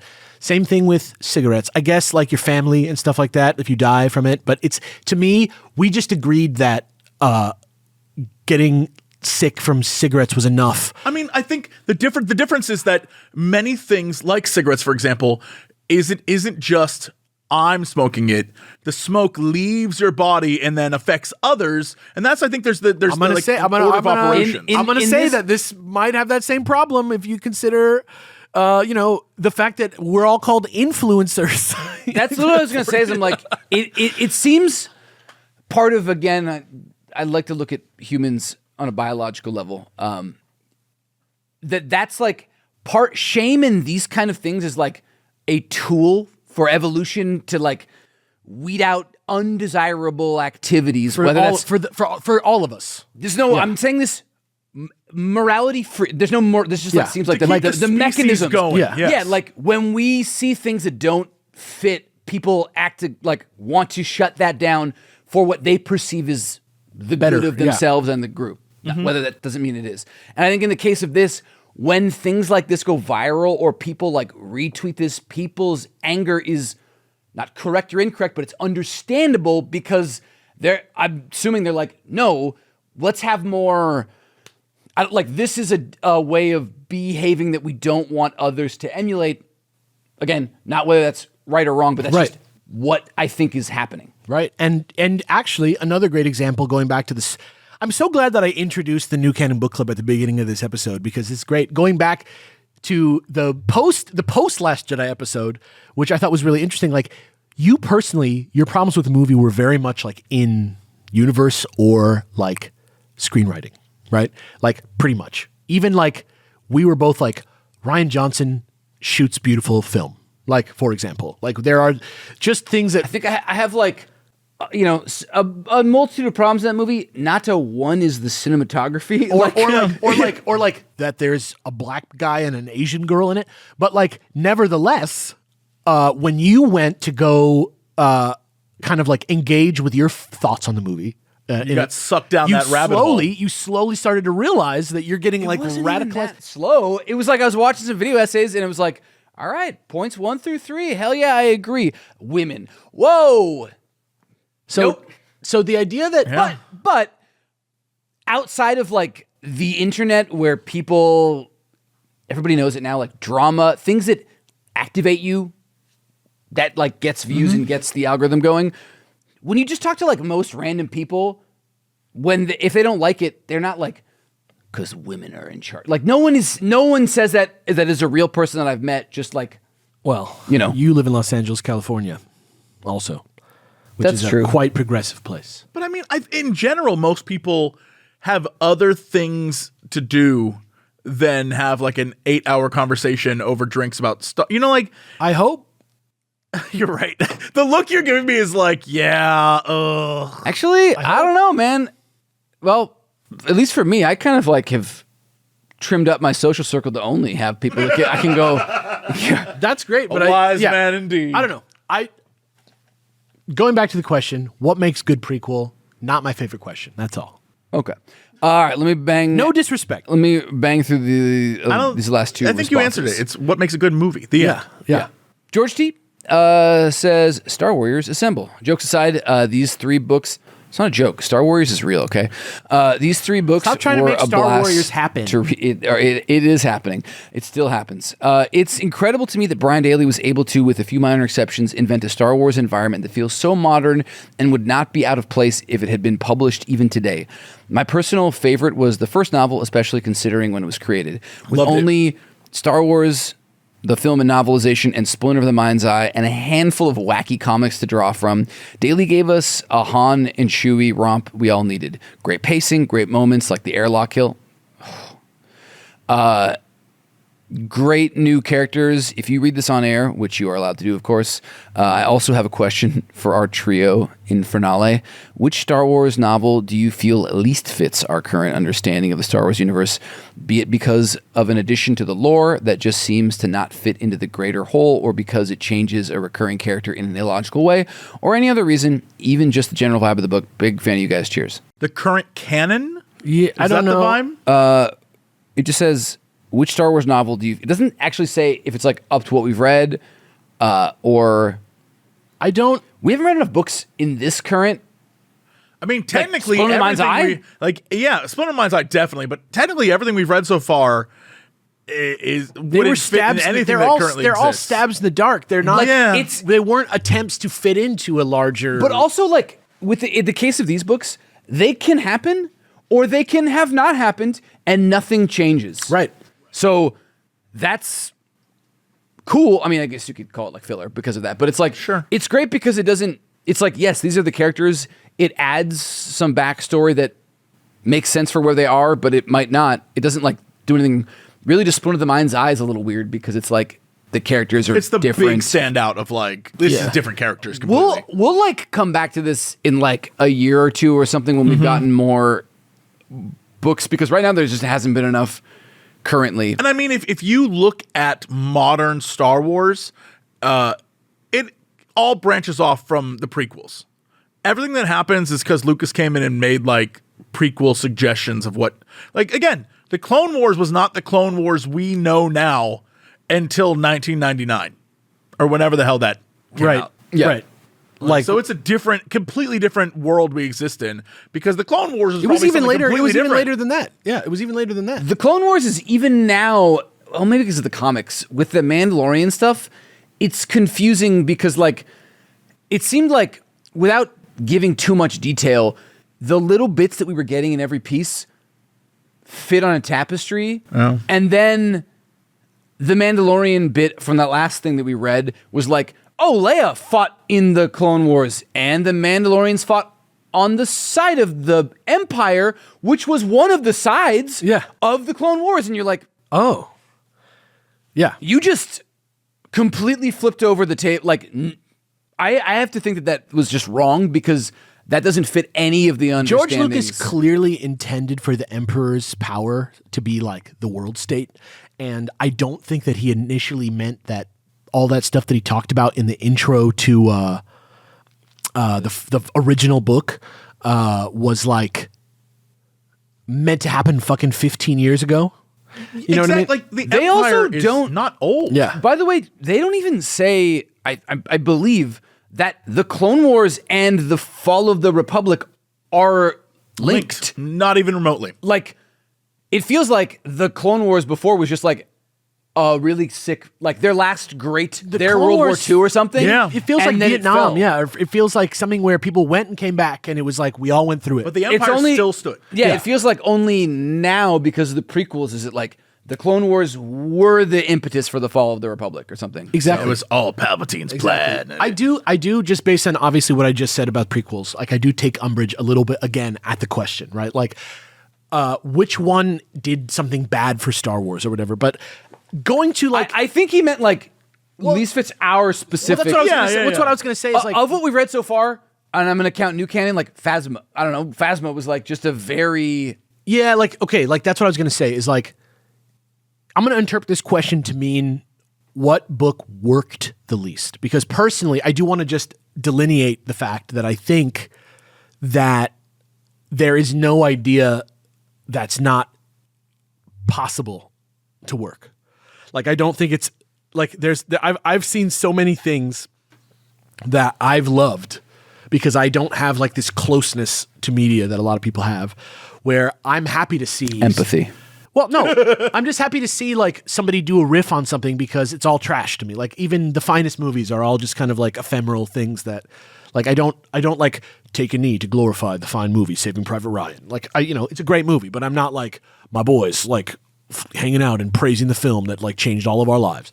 Like to me, stories and stuff, it's all fun. You can get really good at it and it's good to appreciate people that are really good at it, but I don't think that like there's like epic choices to make, like the perfect character choice. I don't think that's what the question was asking. No. George did a good job, like our understanding, and just like it doesn't seem to fit in with our like with the canon or the Of course, lore. of course. Actually, it doesn't even say like it's not a best or qualitative. But that's what that's the sort of like distinction that I'm making is like fit in my opinion means just in its own right did it work? And I think in my mind the book that worked the least for me that we've read this whole time was probably including the old podcast if that's what we're going to interpret this question to mean, which I think is a fine thing to think. All right.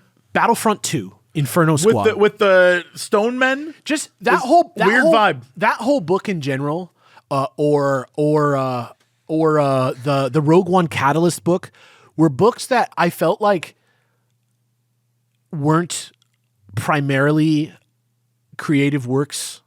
I felt They like were created to sell hype. They felt like they were made under duress You almost. excited for something? Here's the thing that's Yeah. related to that you can buy now. Buy this also, and you can sprinkle some of your hype here. You don't want to wait for the movie? Like Don't you want to lean over and be like, I know what Stardust. I seriously believe that the main reason that Rogue One Catalyst exists on this earth is because people love to take pictures of their Star Wars book collection on Reddit.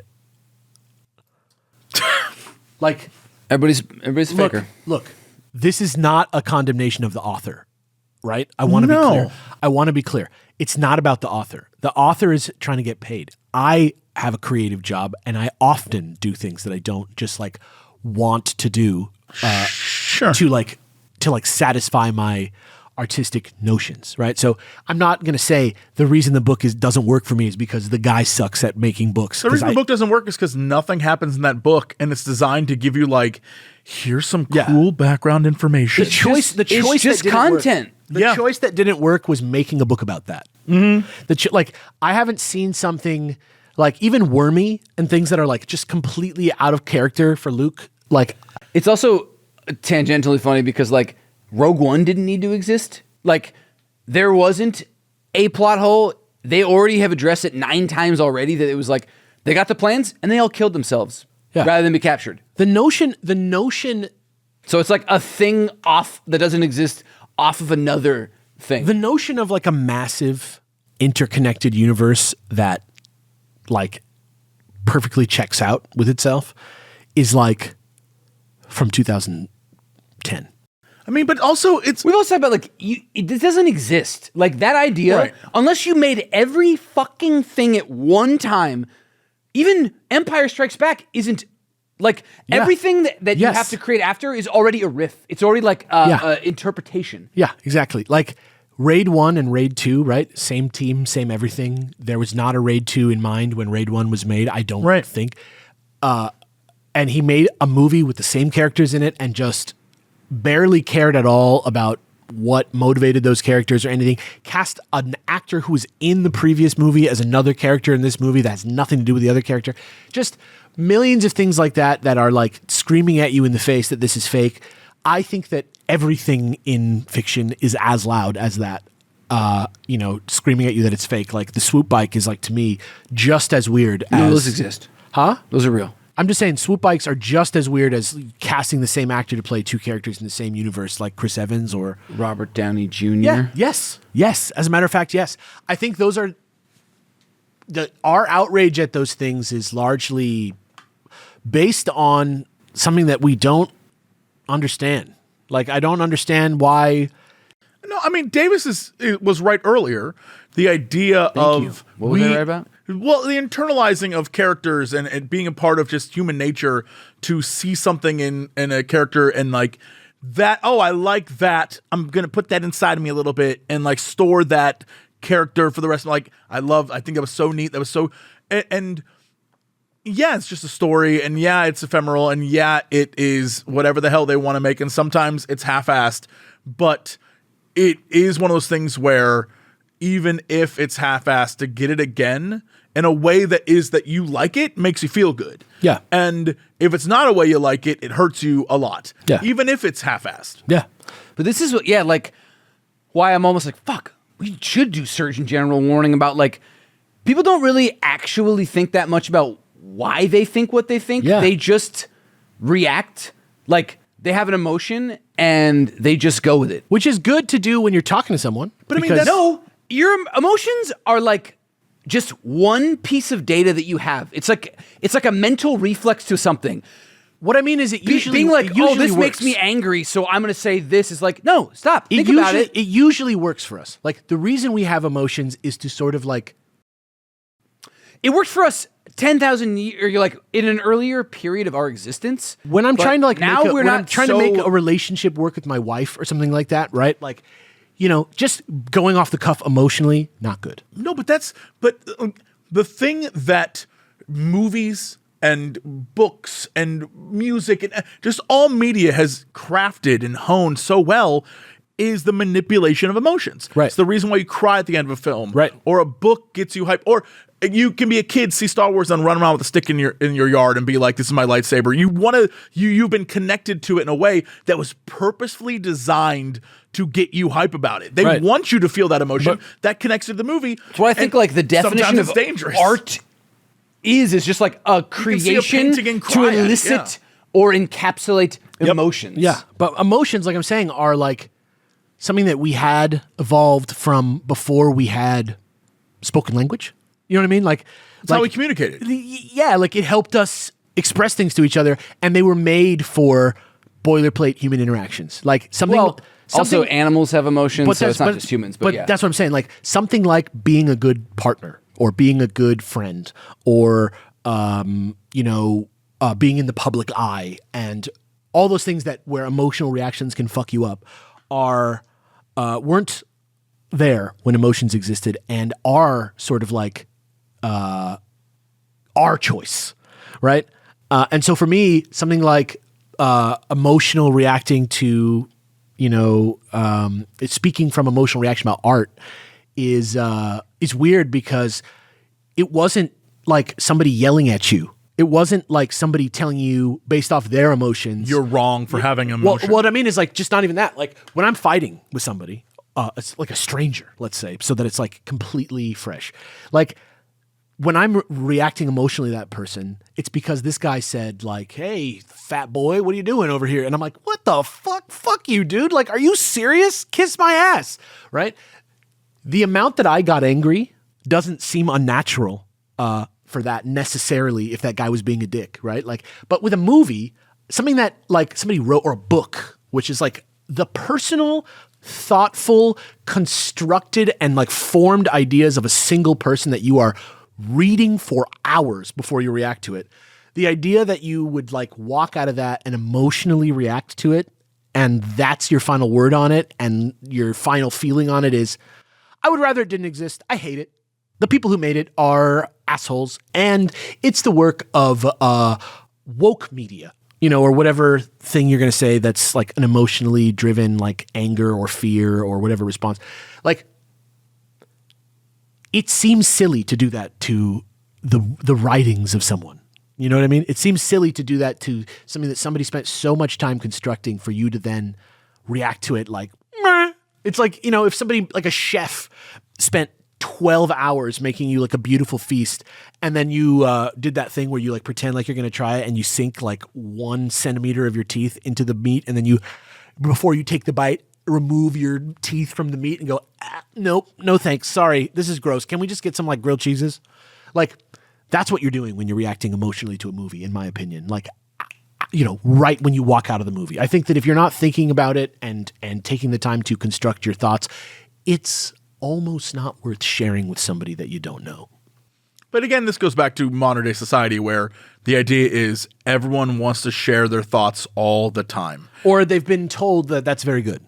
And it's like, sometimes it's okay. It's okay to see things and internalize, I don't like this, and then not, here's watch my it. 6-hour video where I shit on this subject. Like, you don't need to do that. But again, everything's content, so.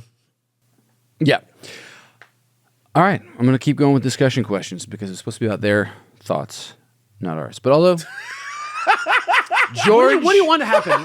You just read this and then we go, George did ask this question. Neat, that's cool. I'm just trying to get through it. Okay, we'll just say Max because they asked to not have their full name read. Really love the series. After listening to you guys talk about it and also how much my friend, in quotes, Griff talks about them, after he recently read them, has got me to reread the series. They're just really great reads that completely get the vibe of Han Solo in every way, which is surprising considering when they were made. It's unfortunate that Daly passed before he had a chance to write for the EU again. Oh, man. But Lucerno will return to a lot of his ideas and give his old friend a ton of respect, so it will be cool when you guys get there. Man. James Lucerno wrote some of the coolest Wait, no, books. Daly did write a bunch of those, like, Battletech? Yeah. So Robotech, there is whatever. more stuff, but I thought it was like, oh, he died right after, but I'm like, wait, no. There's like 10 more books. Yeah. And James Lucerno actually does become a, as far as 13. Is that why he only wrote like 9.5 Robotech books? Because he died? I don't know. I couldn't tell you. I don't know. I've never, watching you come to the realization that like you're not going to get any more is heartbreaking. Like the look in you your know what's eyes crazy is heartbreaking. There's nothing new information. Like, nothing has changed. Yeah, you already this is know emotion. What are you talking about? You're right. I should just wait a second. Okay, I'm okay. Yeah. Thanks, Alex. Yeah. Hey. Cool. That was all of the discussion responses for the Han Solo and the Lost Legacy. Should we just do the discussion? Most of them have like one response. Let's do a couple. How many are left? We got the newspaper strips one. We got the Original Marvel Years Volume 3 and Original Marvel Years Volume 4. Let's do a couple Q&As and then we'll come back to those. Okay. Because I want to split it. I want to let the general public have a little bit more time with us. That's true. Let's do. Okay. Hey, crew. Name's Joe, and I love listening to your pod as well as Chilluminati. When I'm driving for work, I'd love to know if you guys have gotten into the Star Wars. If you've gotten into the Star Wars kids meal toys throughout the years. I distinctly remember the Yoda/Darth Vader mirror cubes that Taco Bell used to have. Oh my God. That made it look like their heads were floating. It's a weird core memory of mine. Would love to hear about your experiences with any bizarre merch and such you've run into. Thanks for the amazing show. I got obsessed with that like game board for the Phantom Menace game, the one with those heads that you're talking about. I remember the little black cube, and it had a mirror in the middle, and you could it had one half of Vader's head on one side, I think, and one half of Yoda's head on the other side, and you could turn it to one side, and you'd see all of Vader's head because the mirror was there, and you turn to the other side, and you'd see all of Yoda's head, right? Whoa! And okay, I did not understand what this was from the reading of it, but it's basically like the Haunted Mansion. Yeah, exactly. Does it work? Yeah, I had one. They're awesome, but I got obsessed with the contest. Like for me, it wasn't. I've never been like a toy guy. Like Sure. I love the idea of toys. I love like people who have like statues. I'm always like interested to like look at them or action figures that people have. But Like Savage Press, for instance. but as Yeah. we gotta. By the way, Davis loves those, and if you want to send him one, I don't. feel free. Don't. Please. But the actual childhood that I had, I would have much rather had like the actual lightsaber so that I could have it instead of like a little guy with one. So like for me, playing the game and getting the game pieces and eating a bunch of gorditas and trying to like win stuff to me was way more fun. And so I did. It was kind of like a Monopoly, McDonald's Monopoly type thing where you had to like get multiple pieces and stuff like that. And it was like this kind of thing I had on my bulletin board, and then it stayed there till 2010. Like it was there. It was like intellectually like stimulating. Yeah, exactly. It's like you like playing chess against yourself, but it was Star Wars. I and just not had chess. fun being like, I got to plan out. Like I'm gonna get like two like gorditas this day. I'm gonna go back. I have like my brother has Kumon at this place over here, so I'm gonna like go get the Taco Bell over there.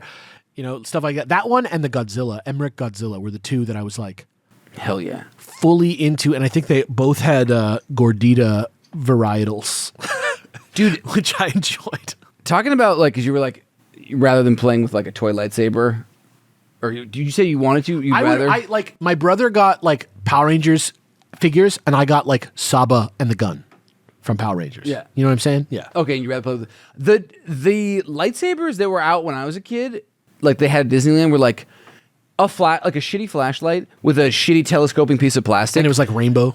The like ones they have now are like sick. I don't want to be like that guy that's like, you kids don't know how well you have it now. We would use instead when I was a kid, like any metal pipe. I would just not use a toy lightsaber. I would like grab stick. some cool Yeah. thing because I'm like, no, this is like metal. This looks real. That's a fucking flashlight. Although, what are the intense flashlights that like Light up a hillside. Yeah. Those had heft, and those were sometimes our lightsaber hilts. The best. I had to look them up just to verify. All 9, the Taco Bell ones for Phantom Menace. Those are the ones that I remember, where it was you had the speeders, you had the different like pod racers, and you push the thing and they shoot Yeah, out. they'd zip off. Yeah. Like literally, and they had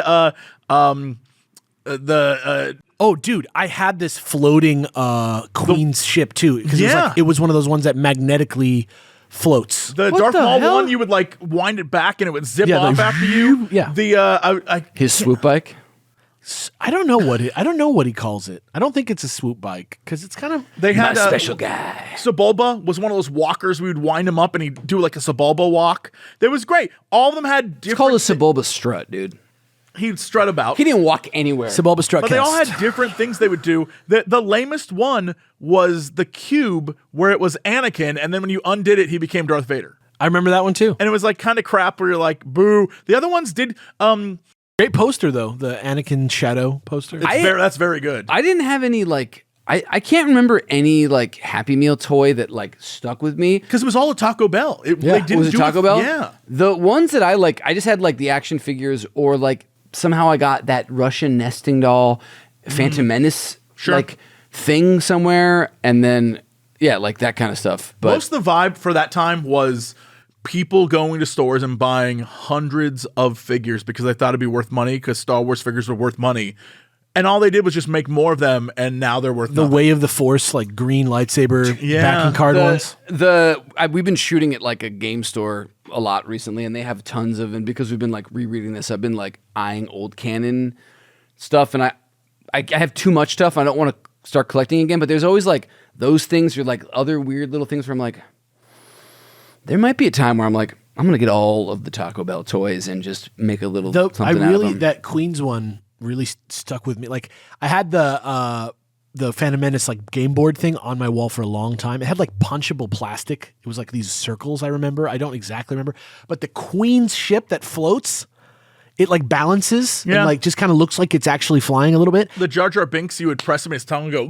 I had that fucking Queen's ship on my desk like till I stopped being at the dorms in college. I still have my like Kyogre like Pog flipper coin that came from like Gen 3 because it had a hologram Pogs. of it, and it like looked really good. Yeah. Yeah. Super cool. I got Knickknacks. my Power Rangers reflector card from the live show still. It's like Yeah. weird little things that you hold on to. Wild. I defeated Lord Zed with that. I used that to defeat Zed at the Anaheim Is that where Convention Center or whatever it was. Was it? It was something like that for sure. It was on. Was it on ice? No. Apparently it was like a one weekend thing. I don't know. Yeah, I went to a Rangers on ice or Aladdin on ice. I got a sword. You know. Damn. Anyway, I digress. That's a great question. Thank you. The base asks, as an opera singer by trade and a fan of sci-fi, I'm always interested to see opera reflected in space. With Star Trek, we get to see the great curveball of Worf, the Klingon opera fanatic. But my question is, what race and potentially characters do you see having an intimate connection with the medium of opera in the so-called space opera Star Wars? Big Love the show. blue lady with 4 arms. Thank you guys for the. I mean, like the Emperor, we see him in it, but it also fits what I think of for like a big mastermind person. My answer is Grand Admiral Thrawn. Yes, but here's an interesting thing, because I'm an adult now, so I realize that there's like probably, let's look at like opera fans. There's probably like a small section of that understands it, gets it, and opera's a kind of a thing where like with theater where I think it's like some people Go to see it socially because it makes them seem deeper than I would necessarily argue grokking it. that there was a time when it was for the people, but you really got to be pretty interested in But those people would have been the elites. Oh, sure. Yeah. My point of saying this is only because, one, I'm jaded with humanity, but more importantly, it opens up 2 avenues of characters that would go to the opera. Sure. And so I'm like, I bet there's a bunch of jakey fakey, like Imperial guys that would be like, oh yes, Ozzel, I go to the opera, like that don't actually like get it. They're like, ah, yes. 100%. Also, I feel like there'd be a version Maz of that. Kanata. I know she's not in this version, but I'm like, I don't know. She's got like 175. She like has a version records. of her goggles Yeah. that are like the opera ones. I think She looks so weird when she takes them off. They're like, like the rebellion. do you need all that? What's his face? Skarsgård. Yeah. His character would show up at an opera to like wheel and deal though. Yeah. And I feel like he would love opera. Just, you can tell by the way that I would love a scene, dude. He's An like Andor an actor. season 2 of Yeah, him he like doing, has to go meet Mon Mothma at an opera, and neither of them like opera, but they're there to show up and they're there to scheme, and that like would fit. That would fit with those characters. You know how he said he gave up everything very famously in the show Andor? Everything! He didn't give up everything because that dude is clearly thriving when he gets to play his like fake self. His like, dude. his fake The self. first time you just see him like, Yeah. like Hi, welcome to my shop. That motherfucker is at the opera. 24/7. He goes twice a week. Yeah. research. I'm doing. I'm here for research. Yeah. You know that guy was a drama kid before he became a rebel spy. Yeah, you don't do that like working in an office. That doesn't happen. way. And maybe like every single Imperial in that like very, very bureaucratic like spy den that they all work in Andor would all go.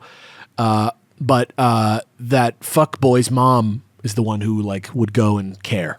What are you doing with your life? That lady. Yeah. This isn't a character that likes space opera, but now basically like Dune turned me on to the idea of like, wait, throat chanting is like a cool thing. I know it's not the same thing as opera, but like an Ithorian like throat chanting opera style thing.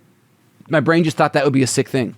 Whenever I think now you guys get to hear it. Whenever I think of the movie Dune, like all of them in sync. That'd be my awesome. God. you know the sounds like from the Dune soundtrack that are like music swelling, and there's somebody like like Yeah. so like Yeah. whenever I think of Dune, It sounded like who played Iago? Gilbert Gottfried. Hi Howard, this is Gilbert. This is my big solo in the opera. But you know what I'm talking about. The people who really do it are better at it than me. Yes. But so that music was playing, and then like somebody, I was sitting there and I watched somebody tell their parents that they were pregnant. But we didn't know that they were going to do that, so we were just hanging out listening to music and like kind of vibing and having wine. And so we were listening to the Dune soundtrack And it was just like it's like a weird vibe. It was like, yeah, and it was like Mom, Ted. Yeah, pulled out the little baby clothes out of the. Parents were like, they said, yeah, that's exactly what I said. I couldn't believe it. Sometimes the universe just makes perfect moments. The baby came out. The baby clothes came out. Nah. Oh my God. All right. This is hold on. Ooh, here's a cool one. We got two of the same kind of questions that introduce a concept I'd never heard of. I'm only going to read one, and this one's shorter. But Anthony M also sent one about it. This is from Joel. Hey gang, as we near the end of this particular era of Star Wars, I would like to ask, have you discovered a new favorite Glup Shitto, which is a term I didn't know. That's a minor character that you... or It's a joke about how people name Star Wars characters. Glup Shitto. Okay, yeah, but like they're random background characters like Max Rebo or the Wolfman or whatever, but minor character from this stretch of books and comics that you ended up enjoying far more than you would have expected. Gained from delving into these early days of Star Wars Expanded Universe. There's been a million, first of all. Yeah. The Don and do you think you could possibly be the biggest fan of said character? Don Juan Quixote was pretty here. good. I like what's the pink girl? Danny That is like super overly sexual, and everyone's like, "Stop it!" Oh my god, her name is Danny. that was hilarious. She doesn't count, right? Because she like has lines and is in several. Oh, things. I guess you might be right with that. Am I getting it right? Because like It's Max just- Rebo. It's just like Glup Shitto is like a bit of like like a guy in the background like goes "Ugh," and then people are like, that guy's crazy, and then like Star Wars fans like, that's Glup Shitto. Like Actually, he has a 6 series. yeah, exactly. Yeah, Like Valence wouldn't count, right? No, Bialert, No. Bialert Valance, though his name is weird. I think the bit is that he's, I don't know, Shizer? Is it about, we're talking about the names? Or are we talking about the idea of... just No, a he's like, who's your favorite character. background one? And it's like, Yeah. I think it was the second Han Solo book. Do you remember they like went to a restaurant and the waiter was both like, it's his first day and he is an That's a alien that really can't good read one. emotions. Yeah. And like, they're fucking with him. And like, And not a little paying, bit softer now. Like- and a little bit softer now. like that's a fun character. I'm trying to think of, because so many of these are books, you can't really like see them in the same way. I like the. I don't know if they count as a character, but all the people he tries to sell the the water planet documentary stuff as the movies. That species I think is really fun. Yeah. That they just. It blew their minds so much they kind of got like messed up by seeing water. I was like, that's cute. Recently, the wildest side characters have been the Hoojibs. Yes. Recently, Yes. like the like little like they look like they're animated, like they like if you know what I mean, like they're like yassified to be cute. They're like If this was a live action, they'd be the one cartoon CG, element like that made no CG, sense. yeah. Yeah. But they also talk. for some they reason. look and like they're psychic, and there was like a crystal monster. who did the dinosaurs show from the 90s that like Jim Henson, I Yeah, think. is was that that Jim Henson? Henson? Yeah, I think. I feel like they would be done with that like that texture of like weird they like, have like really complicated. eyebrows that Yeah. are like If you looked in the mouth, you'd see the face of the man Yeah. portraying them. yeah. It's just in there. It's like we just accept it because it's 1970s. Yeah.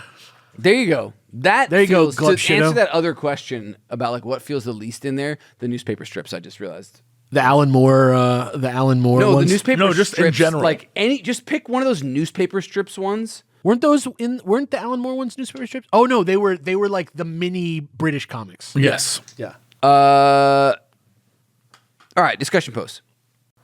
There's a million characters like that. Remember Elephant Yeah. Man? They just like took a few letters out.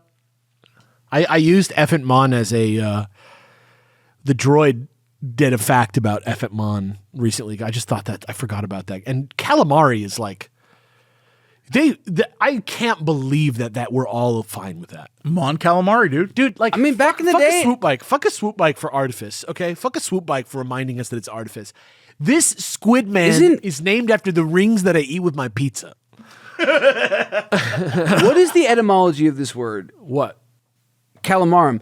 It's not that weird if you think about that it's based off of like... Has something to do with ocean, has something to do with... It is like it's based off of the actual like old world name for that species in the way that like simian is like monkey. So like there's still no way sounds that the Earth name for squids. Calamari, if you just remove that the most common use of this is like a deep fried like squid It ring. just means squid. But it's like it is based off of also it's like root word.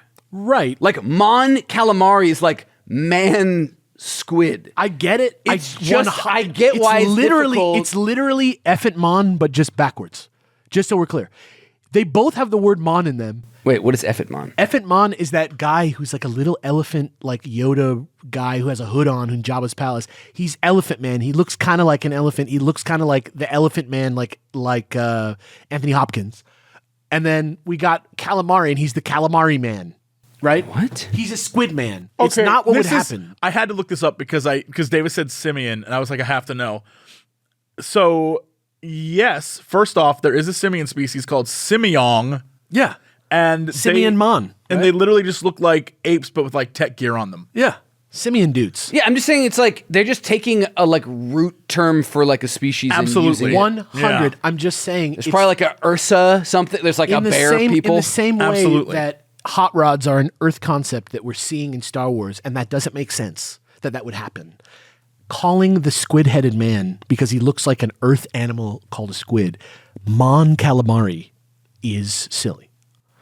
I will I say can't that get around the fact because I am from Earth. You're right. And I know that those are squid men. it sounds like you didn't heed the Surgeon General's warning that this all fucking made up. No, man. I think you might have skipped it. I know that I invented the idea and wrote it. This is how you feel. This is how you realize I actually can't read. I've never been able to read. I've just been bullshitting it. He has like phonics on the screen that he's I want to see if there was a background for Clatunians because they just look like dogs.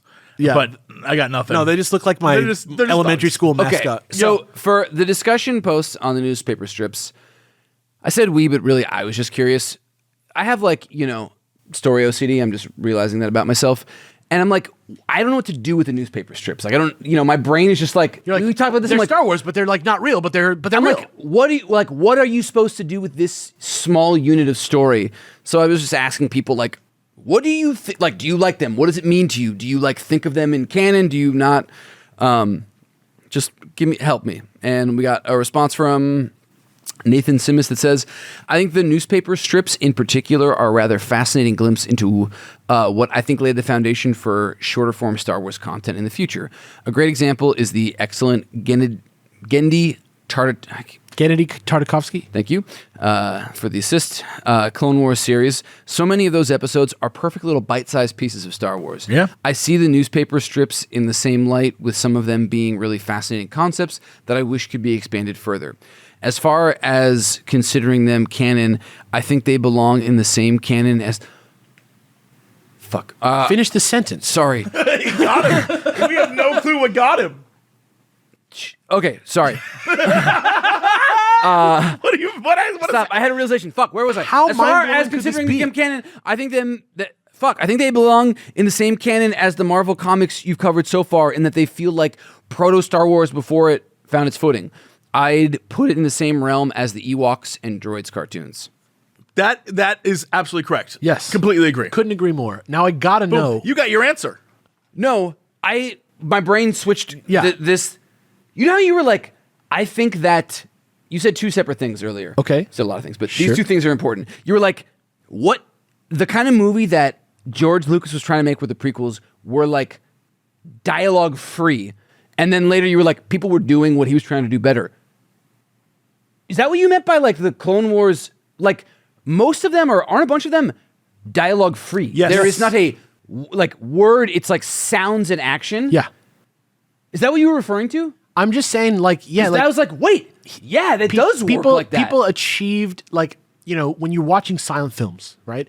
It's so melodramatic, right? It's so, people are acting, they go and they like lean their whole body to like look off of a cliff. Yeah. They put their hands and they move their mouths. Charlie Chaplin, They dude. go like blah blah blah, and then like you like see what they actually said, right?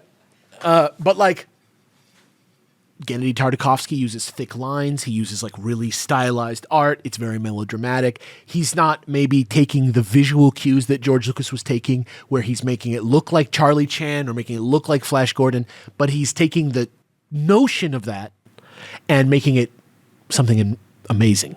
It's like the exaggeration is that it is animated. Yeah. Well, and they like the stylizing, and then George Lucas got lost in the weeds a little bit, didn't have a unified vision.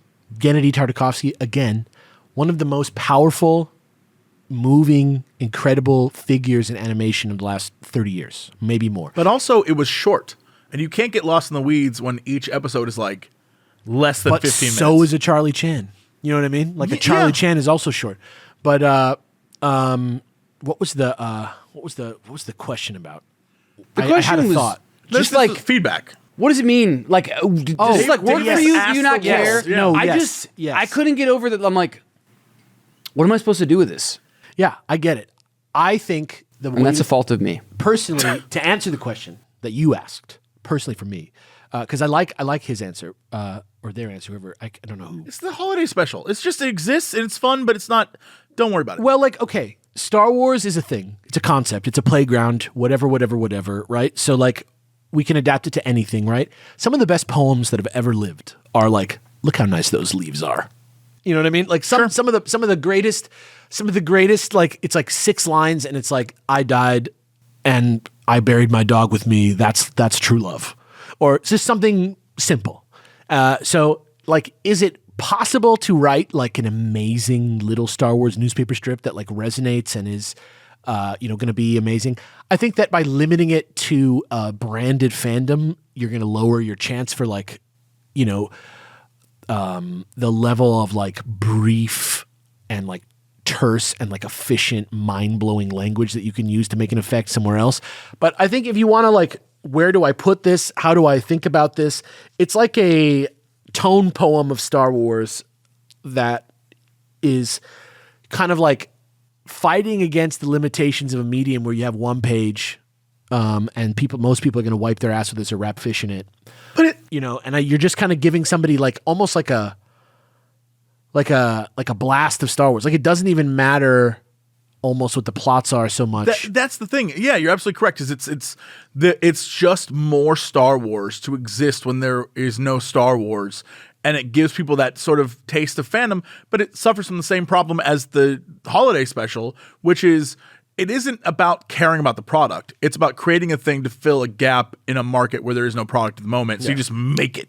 Is it possible to? Like I said, again, Absolutely, yeah. Like, could I have done a Star Wars newspaper strip in the 70s that was like the Journal of the Wills and like art and culture from Star Wars, and everything is like a 3-sentence little piece of information or something like that? That's like this amazing like Dark Souls level storytelling that evolves over the hundreds of issues that have been in all these. Not what people wanted, clearly. Yeah, no, that's exactly what I'm saying. Like it's true that you can make profound work in any shape, but what we have here, that's what we're supposed to do with it, I think, is to wrap our fish in it. Yeah. Yeah. Okay. Wrap Like- like Mon Calamari. Yeah, right. Yeah, it's just like a little hint of it. Yeah. I get it. All right. Discussion post for the original Marvel Years Volume 3 was about Ozzel. Yeah. Since I like My was man. like it just made me like rethink about Ozzel. Really? Hardcore history? Yeah. Did a crossover, it forgot didn't about know. this. Yeah. Dan But Carlin that dude, has like shook him. Yeah. it was a great thing to read, and now I kind of like want to do a little bit more World War II research if I can, because that is a thing that like fleets, the Empire, all that stuff did influence like how he does combat. So I feel like there's That some more shit made me want to validity. watch Oppenheimer real bad. That podcast. Who? Yeah. Man. But just it was talking about like, it made us or me rethink it. Like, what do you think about it? Like, were you in the Vader camp where he was ineffectual, or like was he mistaken? And or were there other characters that like you have similar feelings for in other like media or franchises that just got like shit on? Joel Coxhead says permission to use this, although it is slightly off topic for the question, but the Ozzel discussion did bring up something I never thought about. Why was the element of surprise even a factor that was considered. Perhaps there was a detail I missed, but wouldn't the Empire be aware that their probe droids suddenly stopped transmitting? Well, they were, because that's like how they'd found out. Wasn't the element of surprise already lost the moment a probe droid was discovered?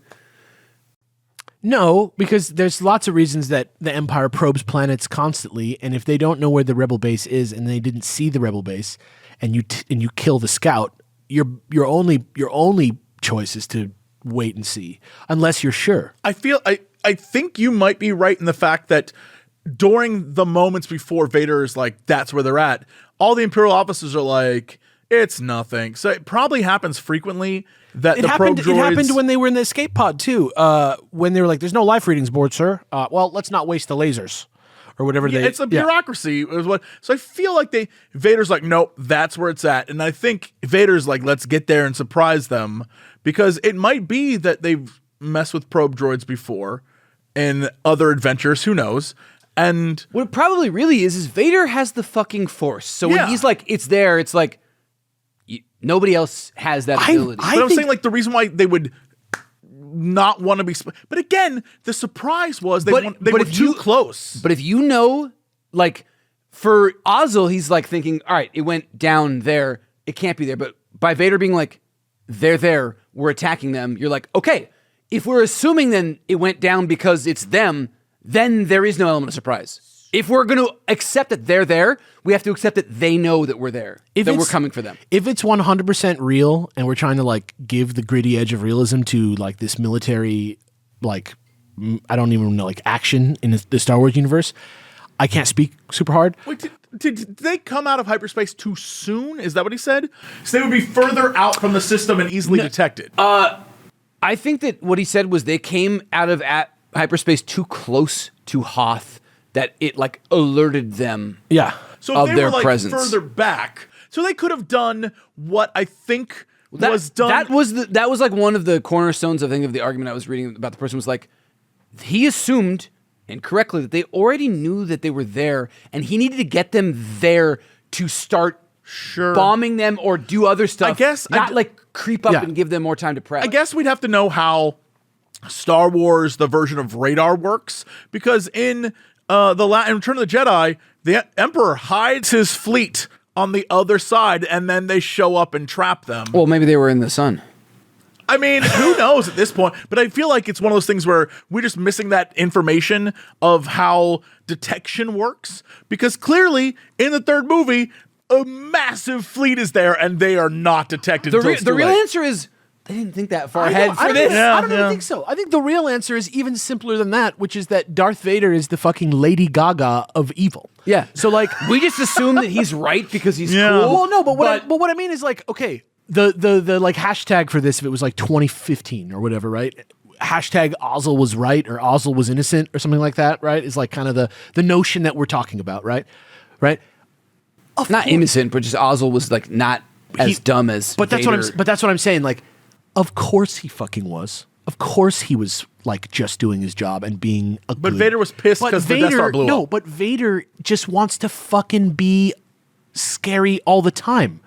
Every time that you see Vader, he's like Caligula. He's going to kill you because he wants you to be afraid. No Imperial officer is valuable to him in any way. He does not believe in the glory of the Empire. He just wants to be scary as fuck. And the reason he's mad is because he wanted to scare the rebels, and that's it. Yeah, and he doesn't think... He's still going to win. He's not even... There was never a question of whether or not... stomped them. There's never a question of whether or not the rebels had a chance or whether they were going to destroy the base or the operation was going to be successful. If he showed up and scared the shit out of them, maybe they would have freaked out and not known what to do right away, and maybe they would have had more time to escape, possibly. But I personally believe that both Ozzel getting fucked and the thing that he was mad about just boiled down to Dracula Cape Darth Vader sitting there being like, oh my God, I can't believe you messed up my surprise. I was going to be so scary. To the dungeons with you. Go. You know, like, I think that's like where we're at with Vader and Ozzel. I think that we are supposed to go, he just killed that motherfucker and he doesn't even care. And according to like Vader's headspace from the novelization of the first book, there's not a creature in the universe that is his equal. Yeah. And unlike except for the Emperor, but we didn't know about him yet. Well, not in the first book, Yeah. but unlike the Flash, who's like, do you guys know that I have to like slow down everything I do for like regular people? Vader doesn't believe in like, Vader goes Vader speed, and you either can get on board or get out of the way, or you die. It's like working for the Joker. You cannot. The man went to a boardroom meeting in the first movie and choked out a dude because he made fun of him. He was little like, bit. "You're lame, wizard." He's like, He's "Fucking like- die! You can't breathe anymore." And then we have this cool long response that I'm excited to read from Mr. Pipes. You certainly have my permission to use this on the show, though I'm not sure I'm treading new ground in my assessment. I'm going to take the incredibly brave and revolutionary step of saying it really doesn't matter if Ozzel's particularly competent in the way he chose to attack Hoth. Ozzel's a great example of the type of flag officer that the corrupt authoritarian imperial system incentivized. The political animal.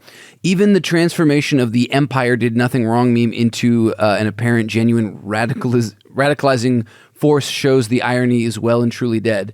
That crowd of fans has been particularly adept at making us all believe that Imperial officers are actually good at their jobs. Ozzel, however, flies in the face of their revisionist assessment.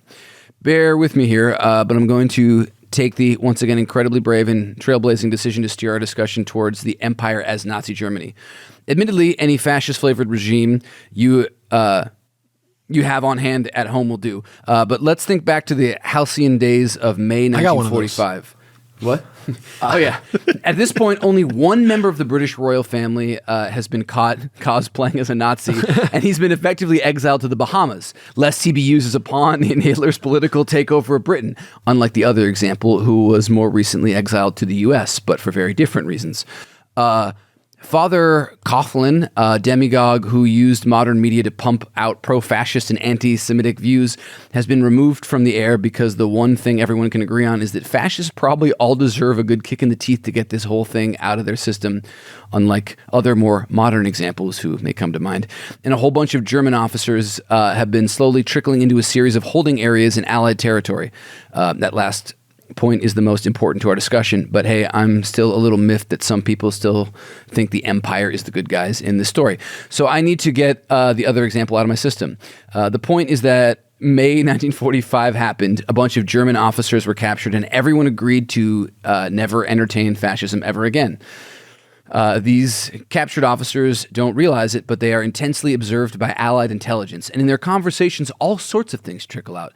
Some of their fellow officers, especially ones who have been trusted by the authoritarians in power to turn the war effort around, are toadies for the Nazis rather than effective leaders. Some of the German officers, it turns out, truly do despise Hitler, or at least his incompetence as a war leader. And most notably, nobody really had the guts to stand on principle and do something about any of this. They really were just a bunch of catty little backbiting snakes who shared the most gossipy chats during their internment. Seriously, look it up.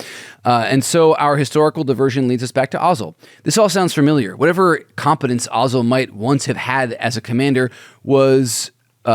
what was most important is that he was serving a capricious commander in a capricious system, and he had survived his way to the top, while more principled and probably more competent commanding officers had been pruned out of the ranks or dead-ended to lower down on the hierarchy.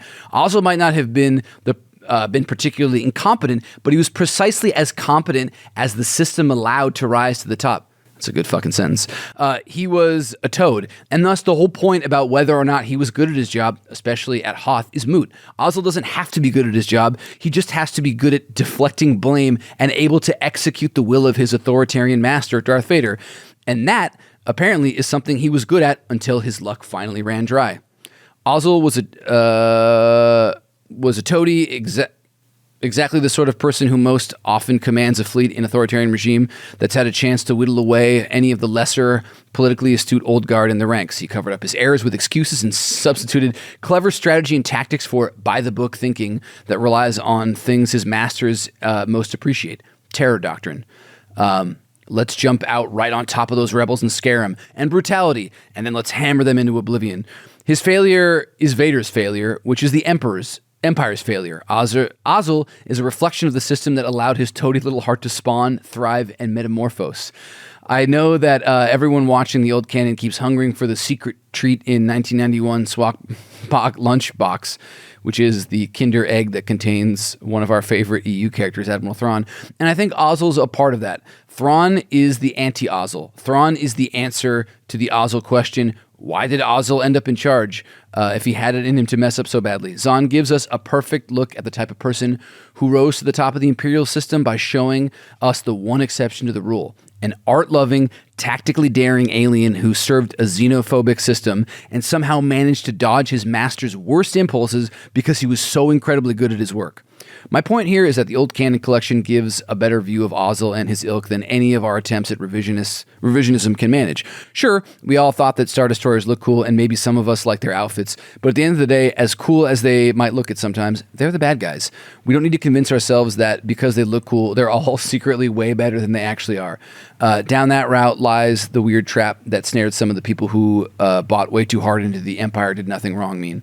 Ozzel sucks because the Empire sucks, and when so many people suck, the ones who suck the most rise to the top. That's really good in that it Mr. Pipes. There's some things there that I absolutely love. One, Thrawn really quick.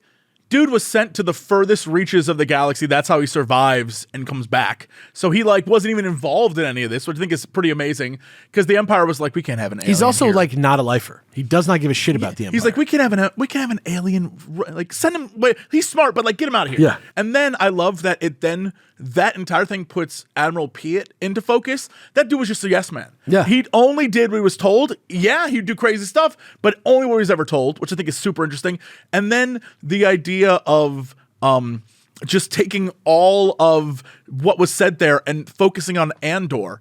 And all that's what makes those Imperial Roundtable scenes so good, is that you can see the mix of the few characters who are I'm just trying to do my damn job and something's up here, and the other characters who are like, that's my sector. Do not go into my sector because how dare you? I'm in charge of that. I was given that.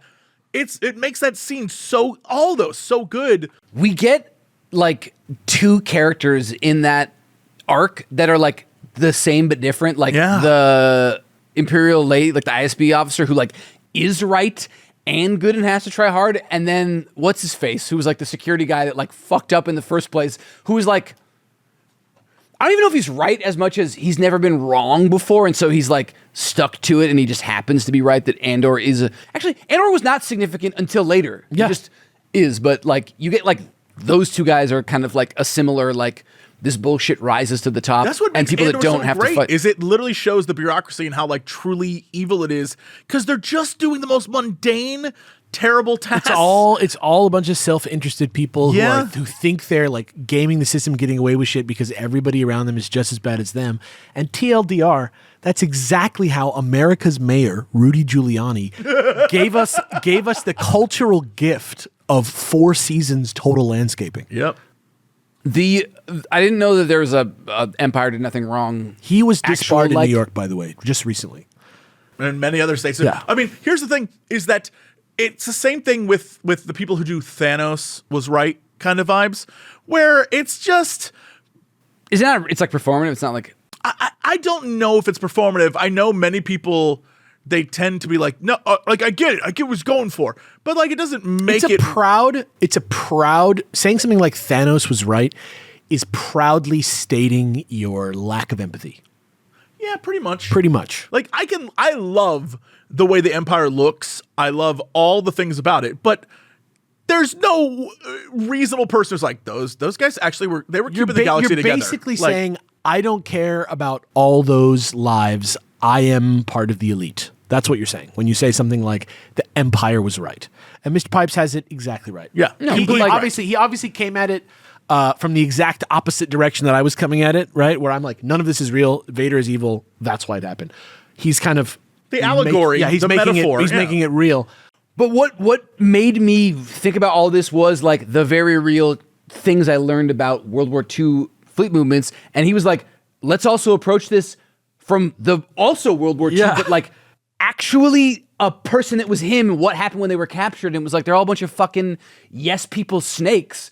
And so it doesn't doesn't matter. He wasn't like the most competent person. He was as good as the system And the was brilliant until he wasn't. The brilliance of that too is also the idea that in World War II, for example, all of the generals who were like, Also, I just have the smuggest picture of Ozzel. Like, he doesn't even know how Kind dead of he looks. is. He kind of looks like somebody's asking him what would happen if he found a turtle upside down in the desert and Like- what he would do. Oh my God. the idea that in World War II, all of the commanders who like had tactical knowledge were sent to go. They were in Africa. They were in Italy. They were sent to fight in Russia. They were the people that like, I'm going to lead soldiers. So when they're captured or killed or whatever, they lose them. And the people that are left behind are the ones that are the toadies. And it's the same thing. Death Star explodes. They lose a huge chunk of the Imperial All the command bosses, staff. everyone. And so they're left with like kind of the punks. And so that makes it even more interesting that the people who weren't on the Death Star was the best of the best. And they're all Best dead. Star. It was like if Washington D.C. blew up. Like Yeah. it's like every The single day the music died, lost but their for Tarkin. Imperial leadership. like really cool Like Imperial Tarkin officers. clearly put all of his boys on there. Yeah. And he was like, I'm going to have everyone. That place was, it wasn't. And we Tarkin was the forget. only guy that Vader was like, Yeah, because Tarkin Yeah. was smart as hell. That's a story that I wish like the Star Wars universe wasn't where it's at now, but like that would be a great book to do a thing about is like what happens to the Empire after they've lost their like top brass.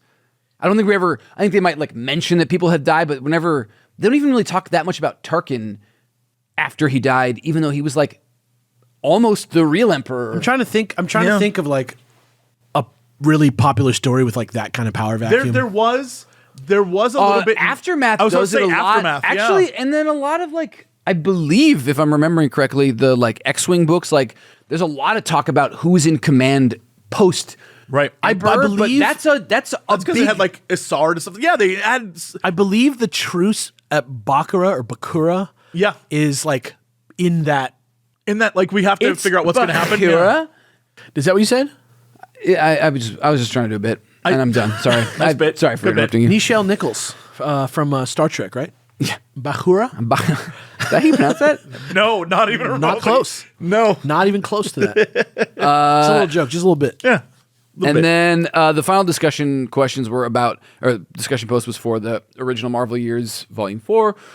And we're just talking about like, with the fourth volume, Lando really came online as a character, whereas he was just sort of like in Volume 3, not as much. And so we're like, the question was like, based on where we're at, like, let's do like a battle of the rogues. Who do you prefer as your roguish character on the team, like Han or Lando? You know, like Lando being like the gambler entrepreneur who He's like the occasionally he's like the fancy gentleman version of Han he's like Solo. occasionally a reluctant hero, or the like smuggler who's like actually secretly has a heart sweetie of boy. gold. Yeah. And we got So is Lando. oh my. Joel Coxhead says, permission to use this. The true test for this competition is rather simple. Between Lando and Han, who can successfully pull off the line, yo, there you are now. Yo, there you are now, from Han Solo at Star's End. Do you remember when he reunites with Chewie and his first line is, yo, there you are now. And you're like, or at least I was like, Hell yeah. That's a Han crazy line Solo- of dialogue. yeah. He said, yo. Yo.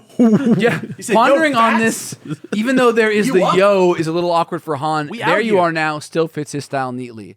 I think Lando is more of a what have we here kind of Yeah. man. Although I think Yeah. Lando could pull off a, yo, there you are now. Like some kind of I like. do like the what have we here, like that does seem, Yeah. and it also seems like Chewie would be like, oh, and he'd be like, well, I would you know. rather write Lando myself. Like if I Oh, 100%. if I could write one right now and like it be real, I would write Lando. But I also am not kidding. I'm not kidding myself that I would be very much like seeing Lando. Like if there was an editor, they would be seeing Lando as the stepping stone to writing Han. Obviously, I just think everybody likes Han more. I think Lando, because he has, even in the movies, he has sort of a, do we really trust this guy vibe? Like he's got like scores and things happen on the side. And really, you shouldn't trust him. And that's what makes him really fun. Like Han is, like you said, a heart of gold. He's dependably good. He's he dependably so good, desperately yeah. wants to be a tough guy.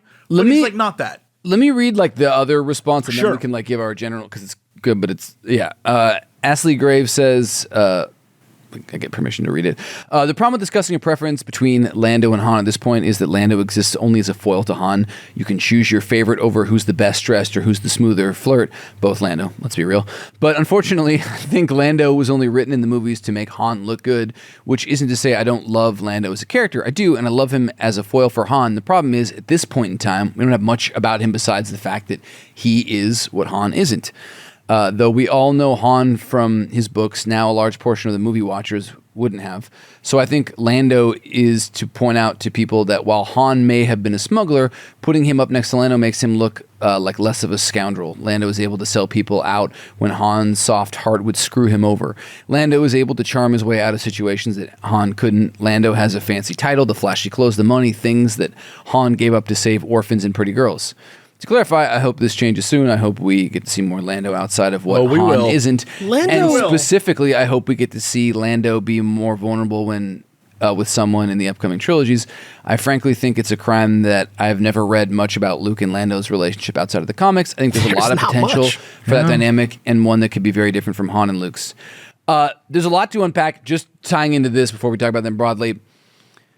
One of the reasons that like Han, we all love Han more than Lando in a general sense because it's fucking Han Solo. Right. But Han and Luke, Lando is able to do, because at this point he is much more morally gray. It's like Always Sunny in Philadelphia. You just get to do fun shit when you got a character that's a little bit less. Well, we're saying he's morally gray, right? But like real talk, like they have the exact same trajectory. They both like have one interaction with the team of heroes, immediately like learn their lesson. They like start as assholes, learn their lesson, and then both I think are generals by the next movie. He is like, that's true, because he also like is sorry and tries to make good in the very movie that he sells out Han. But like Han is like the kind of guy that is like Harrison Ford, where like he just actually is highly skilled. He's rough around the edges, but he can back up way more than he can talk, and Lando can talk way more than he can back up. Yeah, they're spec'd differently. So that's like, it's fun because Lando will do crazier stuff and have to have more creative solutions because he can't actually do it. Mm-hmm. And then conversely with Luke, who is a fucking hero, it's great because he gets to have we get so many reactions to Luke doing tight shit where Lando's like, oh, and I pissed my pants, basically. Like, that kind of stuff. So it also makes for a unexpectedly interesting foil that makes me want more Lando-Luke adventures because they're so different. I have no idea what things they could get up to together. Do you know what I mean? Like, well, for one, spoiler alert, Lando teaches Luke how to make hot chocolate. That's in Heir to the Empire. I'm just saying, okay, Lando's free from being Han Solo. So like Lando, more so than Han Solo, can like grow and change and can kind of like evolve over time because there's not like a million books that you need to sell. Lando has had his own solo series a couple times, but it's only been miniseries, like a couple things. He also has a trilogy of books. He gets to be like, because not already, but like basically they're wifing up Han, and we know he's going to be like family man. Lando still gets to be the like, well, hello there, the lady. Like Lando evolves, Imperial officer. He becomes fine. That's all right by me. He becomes Uncle Lando. He's like endlessly rich, and he's always got like, I don't know if we've played Final Fantasy 16 as a whole. I know you played it, right? Yeah. There's this guy who fights with like a big axe who's on the squad who's like the uncle to Clive, the main character, and he's like kind of a lovable, sort of rakish, but like he's like clearly like used to be Lando, and now he's like kind of like a fat guy who has like really powerful friends, and he like helps out where he can. And I feel like where Han ends up in the story is like very much just Han but old. And where Lando ends up in the story is like almost like Willy Wonka with a gun. Like I don't even like where in the old canon Lando goes is very different from where Han goes.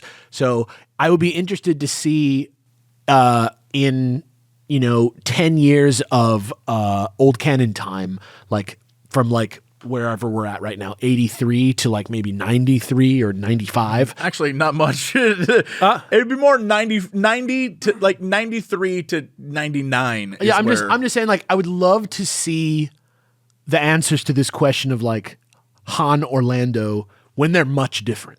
Because right now they're very that was the thing that I put in the question. I'm like, we will revisit this. But just right now, because already with the I have no idea what these books are going to be like also. In the no main concept stuff, and I don't know how many people like read the comics versus just listen to us recap them or not. But that's another great question that we should ask. But like, yes, they haven't gone far in the books or movies, but they've gone on like every time we do this, we're like, oh, there's 20 adventures of comics I had like forgotten about. Like they have done a ton together already. They've gone to like outside the universe to the edge of it. They've talked to like Aztec gods with bloodstones. Like, yeah, they've done some stuff. And those are our discussion posts. Awesome. So Lando, like, more on Lando real soon. I'm wondering if these books are going to change, because I literally did not read these when I was a kid. I did not know these were a thing. There's a whole other Lando trilogy that happens in the 90s. I remember reading that, and I thought that's what this was. It is not. No, it is not. I don't know what this is. So that's interesting. So let's do a couple more Q&As, and then we'll be on our merry way. Yeah. Hey, Alex Jesse Davis. This is King of Cats here with a quick and easy question. Do you plan on doing the children's books? I have fond memories of both Galaxy of Fear and Junior Jedi Knight series, but they went off the rails in some truly fascinating ways. I think they give you a lot to talk about. Thanks for doing the show.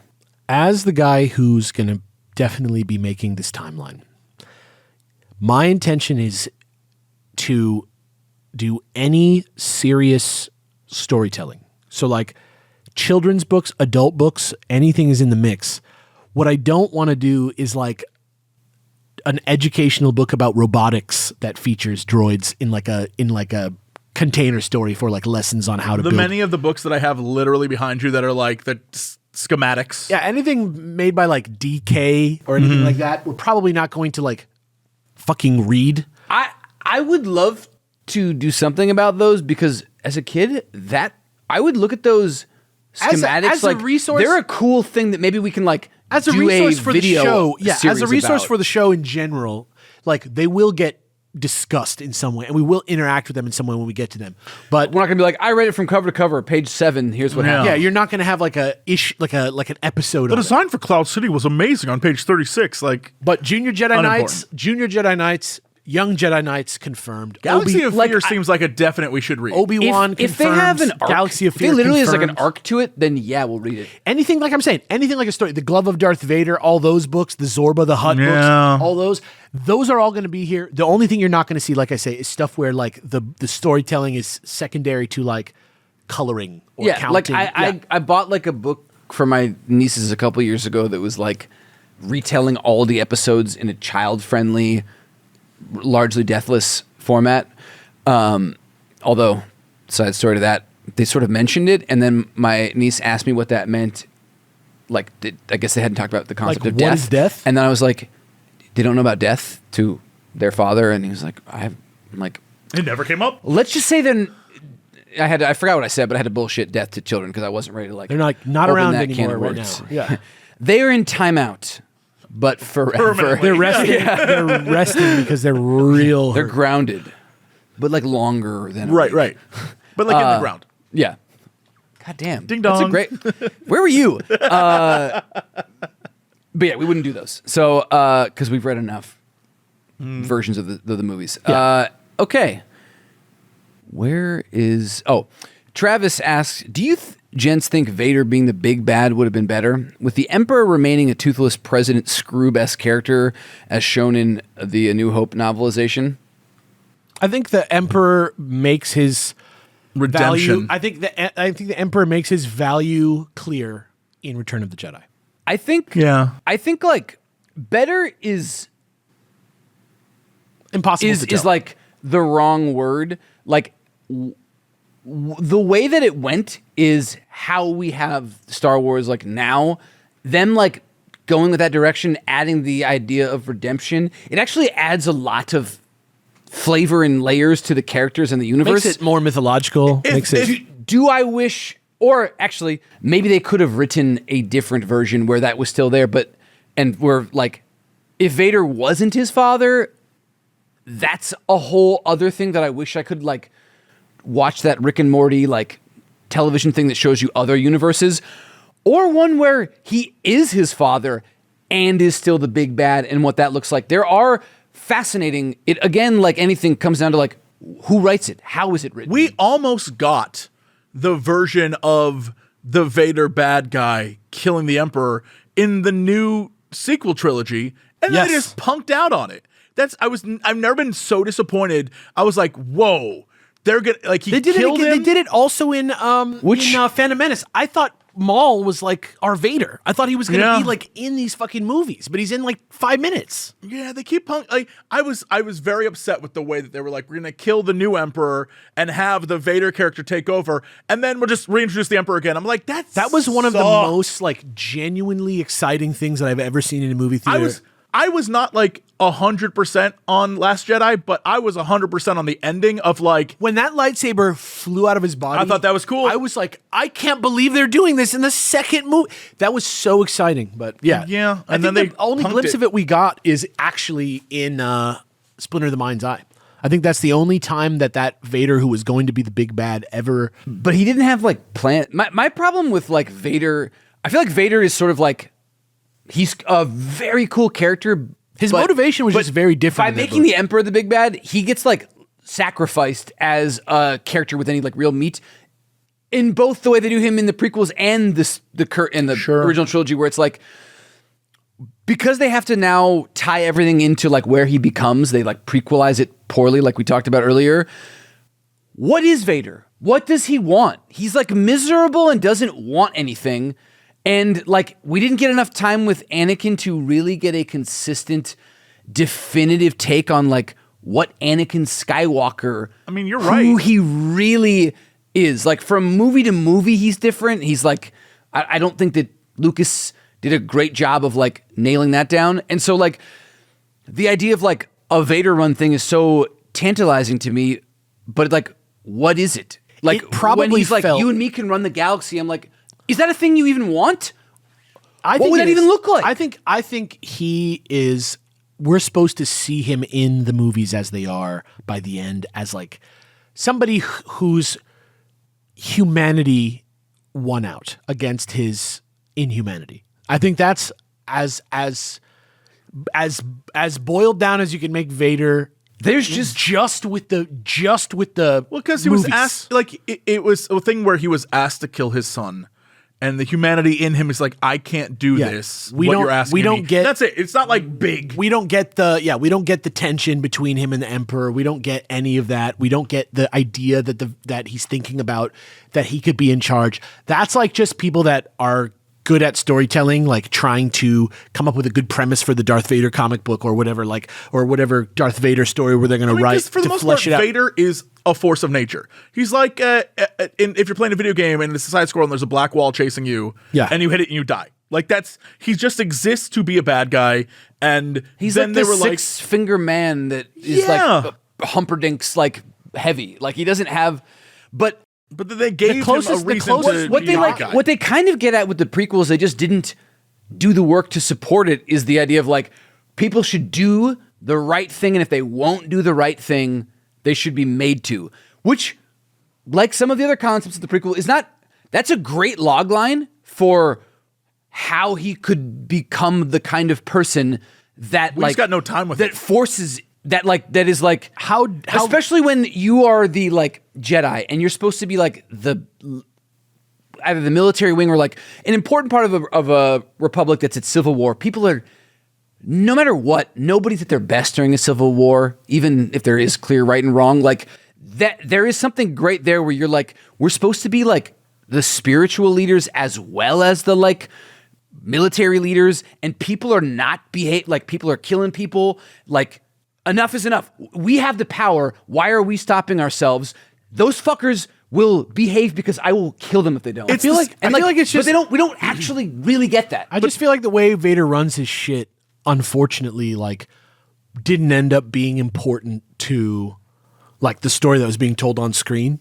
And so you know, by the time it's done and dusted and he's dead, right, at the end and everything, like, it almost feels weird to, like, go back and retread. Like, if I'm writing the first 20 books about Star Wars, maybe let's say the first 10 books about Star Wars that are after Star Wars is a hit, I'm still not thinking, like, what is it like Vader's day to day? Like he's not a very deep character as far as the movies are concerned. But Davis is talking about just like pure motivations as a character. No, and I'm saying this is the thing that to me is lacking, because I just need to know, like, with the Emperor in either form, like either just the movies, you're like, he just wants more power and to maintain power. That's like a pretty easy thing. And then as it expands, he wants more and you get a better understanding. But Vader, now that like all this stuff is out, you're like, what do you actually want? I can tell anybody in any movie what they want. More. That's Vader without the Emperor. Kylo Ren in the ship when Luke is down there, and he is the boss, and he is literally for only 10 minutes we get it of an purely emotional creature who does not care at all about the goals of the organization that he leads, using all of their resources in a kind of allegorical way by him firing so many shots at Luke, using those resources for his own personal vendetta against his uncle. He's like, we're all going to die. I'm going to die. You're going to die. I'm the best. So I do whatever I want. I don't care if these fucking soldiers all die. You're going to die. I'm going to use them all to kill you. This is just all my power. I think that's Vader without the Emperor. Well, I mean, I feel like I guess, but even that specific example is just him angry at Luke there. There's so many questions about Kylo Ren in general, about like, what happened to you previously? How would you be this way? What do you guys even want? Well, the thing I think, going back to the fascism bit that we got there, is that there's a lot of missed opportunity in the prequels to establish Anakin as a better character. Going to what you were saying about, like, I can just make people do things. It is so purely the rise of fascism anywhere, which is nothing is working. Things are like, people are feeling down about all sorts of different things. There's external, internal pressures. The government is doing nothing. Like, if they just focused on that bit instead of just meandering to get there, it would have made so much more sense if he's like, I think I'm doing the right thing. And then, you know, in the process of doing the right thing, in his mind, he gets horribly burnt and scarred by Obi-Wan. And then he's like, F it, gloves off. I'm just going to destroy it. Like, everyone's dying. It explains stuff better. And it's just, he didn't get there. And that's like in the text of both adaptations, like both of the book adaptations, because they talk about the way that republics or things like that fall. And then with what Yoda fears for Luke in Empire, and he talks about more specifically in the book about how, like, you're at the age where you have like power and you can be very easily corrupted. Like, you need to just you could imply is a thing that he saw with his father fucking up. Where it's absolutely. Like, I get it. You got power and you want to go do stuff, but you have to be careful because that's when you can go do the wrong thing. You can like champion the wrong cause. You can get the wrong ideas. You start like attacking things it's rare as that a way to get what you want instead of like. Yeah. It's rare that you get a believer in fascism who doesn't like, think they're the wrong, like doing it for the, like they like think most, they're right. it's true of most people. Every person is like, except for like psychological issues where you're like, I'm going to be the bad guy. Most people like who do everybody thinks fascism, they're doing the right thing. Well, I don't think so. I think most people who do fascism are doing it in bad faith. Like most people who are doing fascism. Oh, for power, which would be the Emperor. Right. That's what I'm saying. Like Vader, like the thing that's rare about Vader is that he's like, I believe in the tenets of fascism. I think a dictator is the best type of leader. But like dictators don't, like if you ask the dictator. No, but that's what's different there is that he is modern day. You can see a lot of young men especially who are like, actually it would be better if someone mandated wives for us and someone like put us in charge, and like the smartest people were like the rich and the smart controlled it. That is a thing a lot of young people. True, but that's rarely the second place guy in the entire government. Do you remember, like, in at least the first book? Rarely. Sometimes it is. But maybe in November it will be. But I'm saying, like, the idea of young men, like you can have an Emperor Palpatine who does what he does to Anakin, and Anakin being young and like the world, oh my God, if I could just change it. And Palpatine's like, you can, dude, you have the Force. Let me teach you how to, and he's like,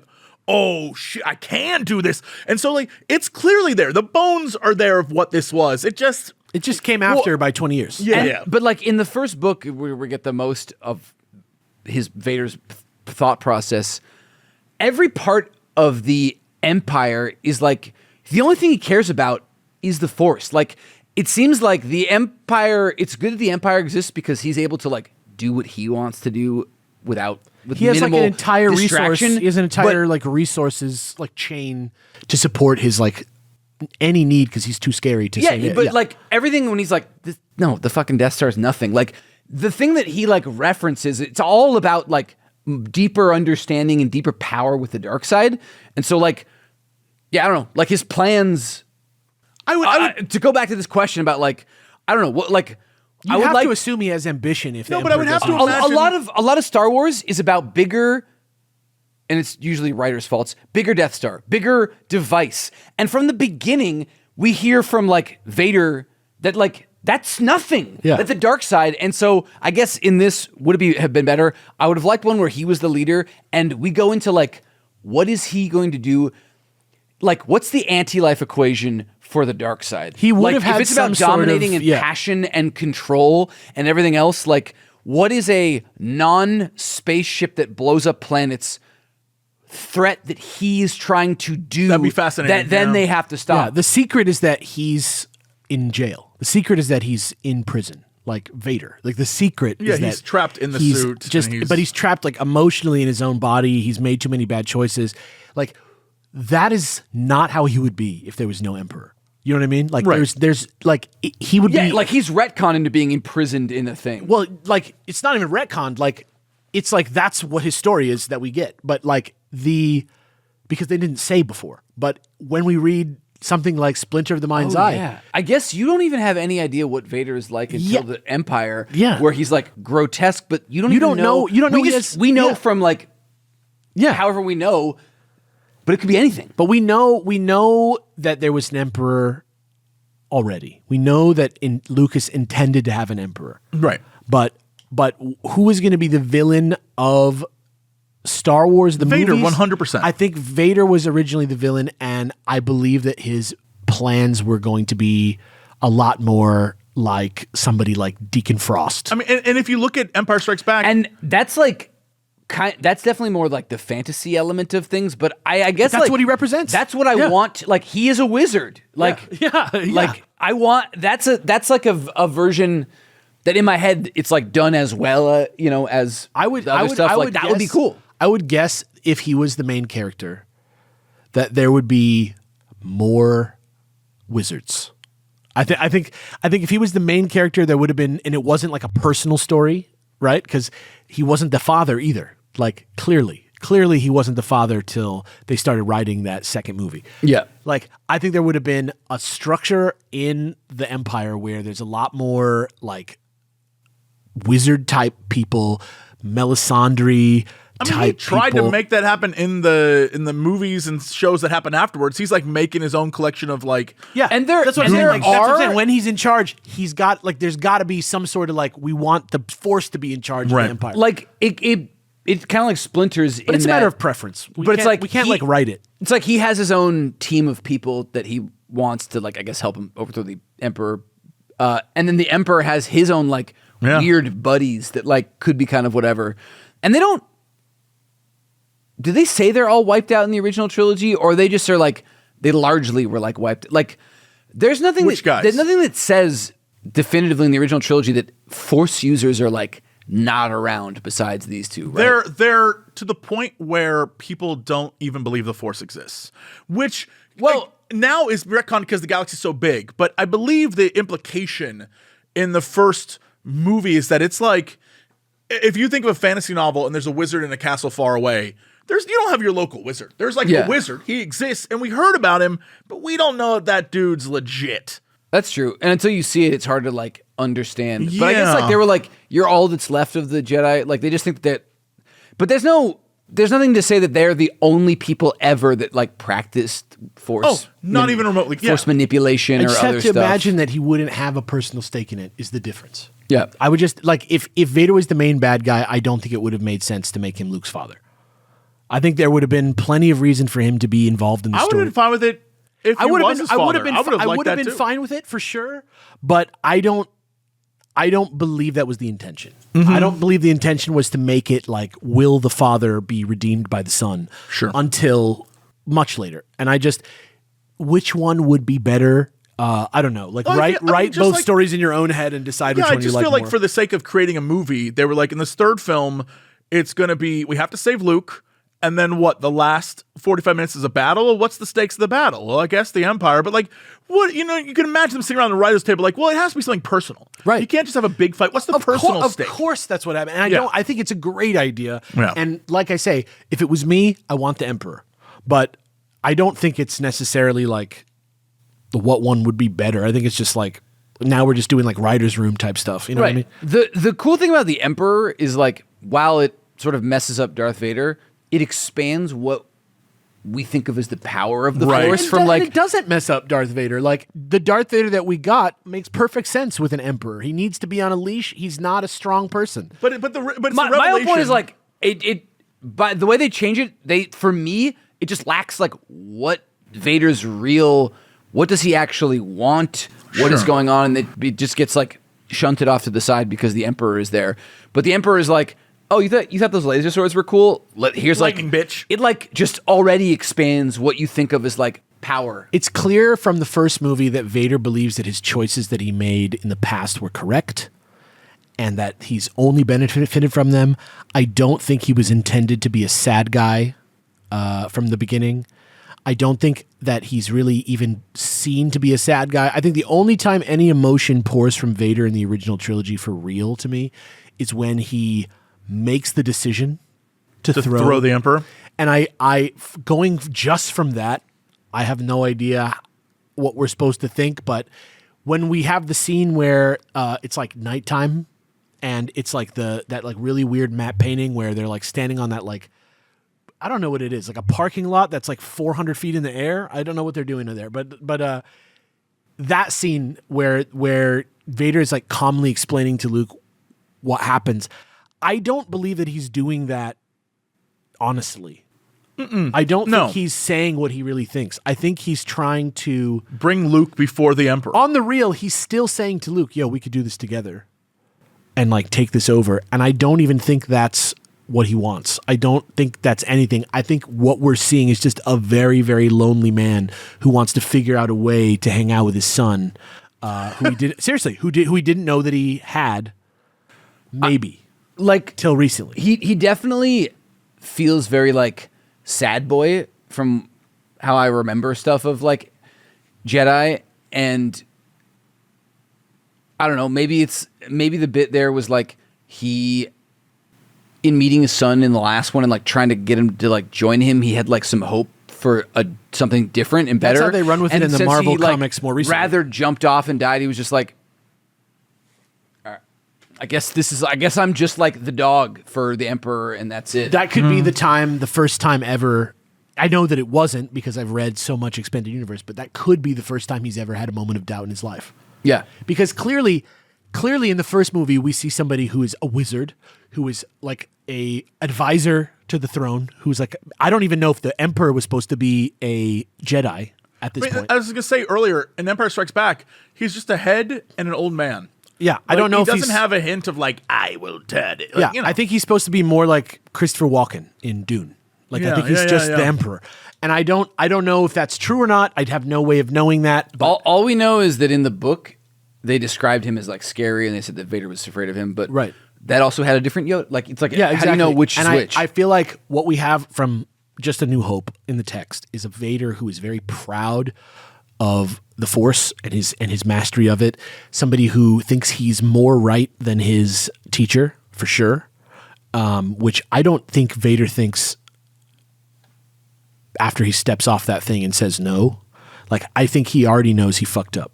You know, like by the time he realizes he's Darth Vader, he's already realized he fucked up in in the canon that we have. Sure. But I think that the character just from A New Hope that could go anywhere was like trying to prove that the dark side of the Force is the true path to power or the true path to victory. I think. And I think that his plot line in the first movie was going to be maybe some sort of ascension plot, like some sort of plot where like maybe in the next movie he's got more magic users because all the officers died or something. I feel like his faith in the Force is very true and confident, and we lose that. Yeah. And by the end of the trilogy, we realize that might not be true. In Splinter of the Mind's Eye, he doesn't have any bigger plot either. No, he's just. But that's what I'm saying. He's there for like the split, and then he has this sick Dragon Ball Z fight, and then it's like he falls and he'll be back. There really is like, yeah, he's not the villain of Luke Skywalker, like the way that he becomes. He becomes so much more like a jokery type figure, where he's constantly haunting Luke, where Luke's always like sitting there thinking and being like, oh, what about Darth Vader? Holy fucking shit. But that's like not in the first movie. He doesn't even know about Luke in the first movie. We talked about this in the book episode, I think, about like Star Wars was like a universe or like a campaign set into George Lucas, like, and the story that they ended up is just the way that he got to like bring that to life. And that story, I think like the story in these characters and the specifics of them is not that important to him. And I think like that Splinter of the Mind's Eye doesn't push anybody character-wise really like anywhere new or anything. That was supposed to be like his wrap-up of Star Wars is like, I think it just shows that like, even there it was like, yeah, I just have like another cool part of the universe to show. And it's like, there just isn't really something there. That's not what he was thinking about. So, let's do one more. One more. Okay. Mwahaha, mysterious Mr. E has invaded your questionnaire. What's something, Elon Musk, come on, dude. What's something you've read during the podcast that you'd like to see translated into a different medium? It could be a book into a comic or a movie into a book, for example. I think it's fun to look at what makes a story great and how to translate those key elements into a different art form for people to enjoy. Love the work you're doing. Stay frosty. How to adapt them? No. Is there something we'd love to see adapt? Like, there's a lot I would like.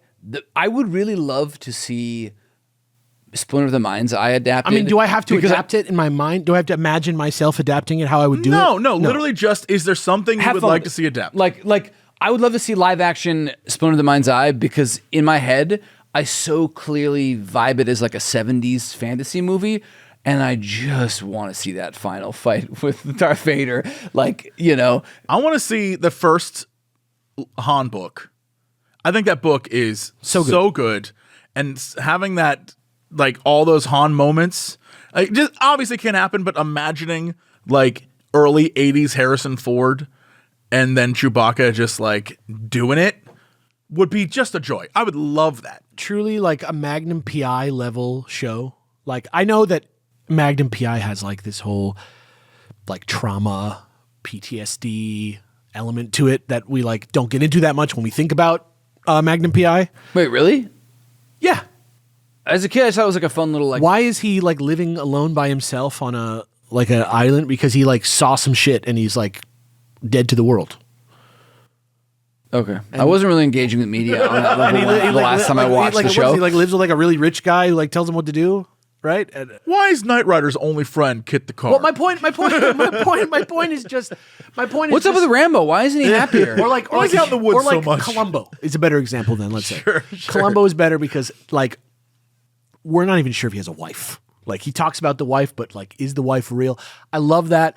I would love to whatever mysterious thing like stops people from asking Columbo how he's the most decorated like detective of all time. He solves every murder in Los Angeles that's high profile.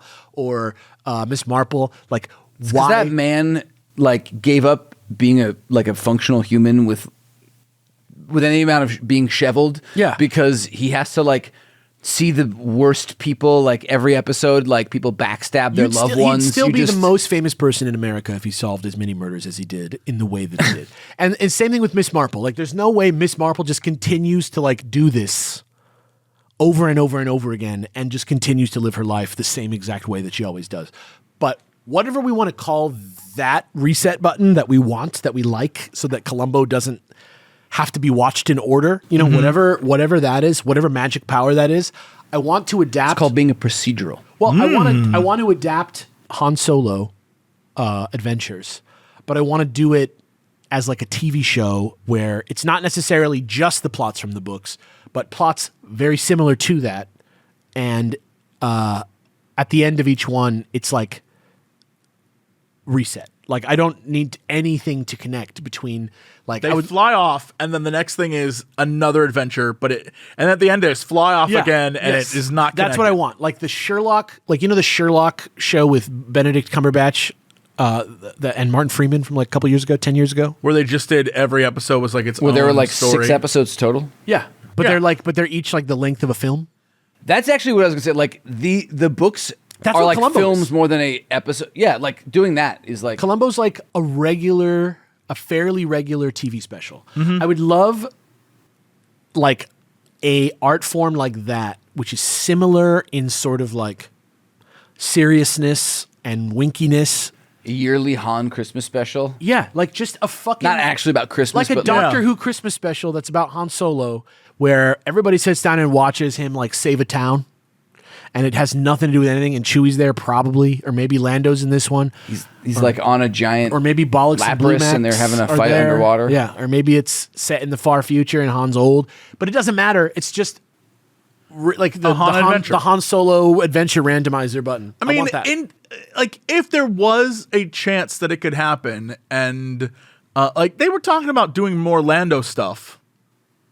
I mean, like I think they're gonna make a show. That's what I was saying. Like if they did a Lando show where it was just it wasn't like Mandalorian where they were going to a place. It's even better because Lando matters to the plot less. Yeah. If it's just Lando being Lando and every episode was a Lando, that could be fun. The Lando miniseries where he accidentally heists the Emperor's yacht is episode 1. That is that's a perfect Lando story. It's so good. That's what I'm talking about. About like it affects nothing. Han is like we love him more, but if we want to talk about like interesting, fun stories, Lando, Pure Lando. They have simple Han plots. is like Han gets into like fun stuff too, but Lando is like he can pretend to be like high society, so you would get more like opulent adventures. Yeah, exactly. And it's like we have plot in the show. We have plot like moment to moment, and like characters matter like for the hour that we're watching. But really, it's just like a really slow burn, long form character study. Yeah. Yeah. Just how many different positions can we put Lando in that he can get out of? And it doesn't Missionary. matter. Yeah. Doggy. Downward doggy. Upward dog. Clatoonian. Sunday. Clatoonian Sunday. Clatoonian Sunday nuts sprinkle. That made me hungry for The Mon Calamari Shakedown. The Mon Calamari Shakedown is The Coruscant a little bit two-step. of a little bit of mozzarella cheese, and maybe some parsley and some marinara sauce. The Naboo Nibble. Is there something shuffle? Like there's got to be like a The old exactly. Oh, what is that planet called? Oh my god. Which one? I'm trying to think of an S for shuffle. The Silurian Shuffle. That's from Doctor Who, though. Sorry, guys. the Shri Wookiee shuffle. And you know he knows the Kessel Run. Yeah. Yeah. That man loves the Kessel Run. Yeah. The Kessel Run should be the name of a bar, and Han Solo should be famous for drinking a lot of alcohol, and he just doesn't tell anyone. They're like, that's the Kessel Run. That would be hilarious. He did the Kessel Run in 12 parsecs. You're like, what? And You then have to people finish are like, all this in this many Yeah, this much people time. are like, actually, and you parsecs- can't pass out. parsecs is a measurement of distance. So he did it in the shortest possible distance because it was actually a navigation challenge. Actually, a Yes. parsec is one of the types of drinks there. Oh, yeah. Yeah, he did 12 parsecs. He did 12 parsecs. You have to drink 12 drinks as fast as you can. Yeah. And he did all 12 of them parsecs, which is crazy Yeah, because yep. they have hypnotic in it. Yeah, you have a certain amount of time to do it, and he did all of them in a certain amount of time. He's the first person to ever do that. Yeah, he's so cool. Yeah, he's the coolest. On that note, Han Solo is very cool. I think I'll call this Q&A episode wrapped up. What do you think about that? I thought you were about to give us another name. I was ready for it. I was Nute like, Gun Radio is like More like sounds the like a pirate Kessel radio done? station. Nute Gun Radio sounds like something that would be like on a boat off the coast of England in the 70s. And that's they're- a Why don't Rage you do Against an the Machine impression song. of Lights out! Nute Gun Radio! That's not how Nute Gunray talks. No, it's not. That's how. That is That's how. Zach De La Roca. Yeah, Zach De La Roca from. That's not an Nemoidian accent. Rage Against the Machine. Thank you guys for listening. As always, I remind you that if you like the show and you want more depth, more of us talking at this level of academic polish Yeah, so much about polish. Star Wars, please head to our Patreon, patreon.com/SWOCBC.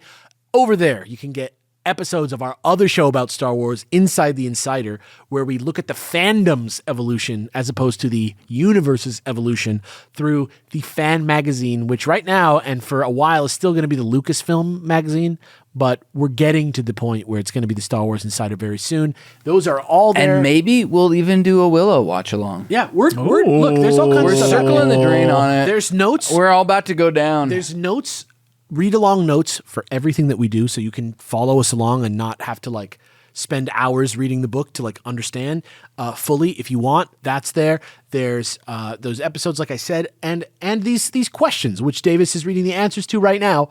Those are available on the Patreon as well. We got a lot in the hopper for you guys coming up. T16 Skyhopper, that is. We have a lot of stuff coming up for you guys that is not just episodes of our show. We got some new little things on the horizon that are coming very soon. Jesse was just in England. He's back now. I'm back. So we're ready to rage. Up next couple things that we're going to be reading are Return of the Jedi, the novel. By James Caan, no relation. We're going to be doing a watch along, and that's another thing that's on our Patreon is all the watch alongs. I put out the first one on the public feed for the first Star Wars movie, so you can actually turn that on and watch it along with the original 4K 77 cut, and like we will react to the movie as if we were hanging out with you. And also, it's like we're in the room with you. Yeah. So Did then you we're do gonna- the surround sound?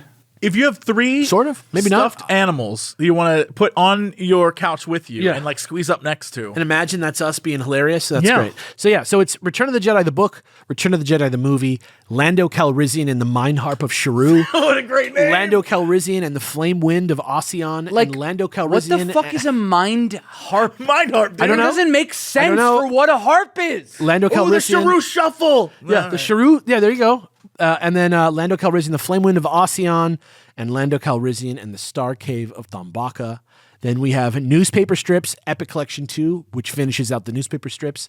Star Wars Epic Collection 5, which I believe there's 5 and 6, and that's it for the original Marvel Star Wars. Dude, I want to get to these Dark Horse, like the crazy era. so that's so excited. That's like 5 or 6 episodes, and then it's time for the Caravan of Courage, which is the first Ewok movie.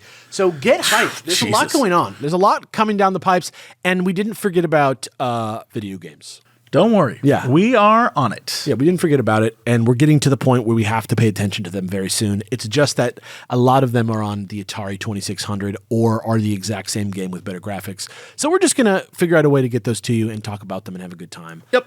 So look for that. Please go look for us. I'm going to mention it now here on the podcast. There is a YouTube channel version of this podcast. It's true. You can listen to every episode day and date with the podcast services on the YouTube channel, and probably anything else that we do there for public consumption that requires you to be able to see us will be on the SWOCBC YouTube channel. So go, Like a game, maybe. yeah, perhaps. So go, we are quite known for our Let's Plays. That's one of our big things that we do. So go there, subscribe, and I love you. And if you are a public listener, you're going to get your first taste of Inside the Insider next. Ooh. So get ready for that. I told you nothing is exclusive in that way. It's just delayed. So Inside the Insider, the show that I've been talking about forever, with that really, really, really non-annoying skit at the beginning of every episode. I love it. Just come, subscribe, get ready. I already said I love you. That's all you get one time. You kind of said it again there. Keep your friends close. Your other dads love you too. Keep your Yeah, I droids mean, like- closer. But just would you clean up your room? Yeah, just keep the room clean. And I'm not mad. I'm just disappointed. yeah, and don't You're breaking your mother Jessie's heart. Don't let your heart She gave her youth to you. don't let your heart go missing. Okay? I love you guys. Again. See you guys later. Bye. Peace.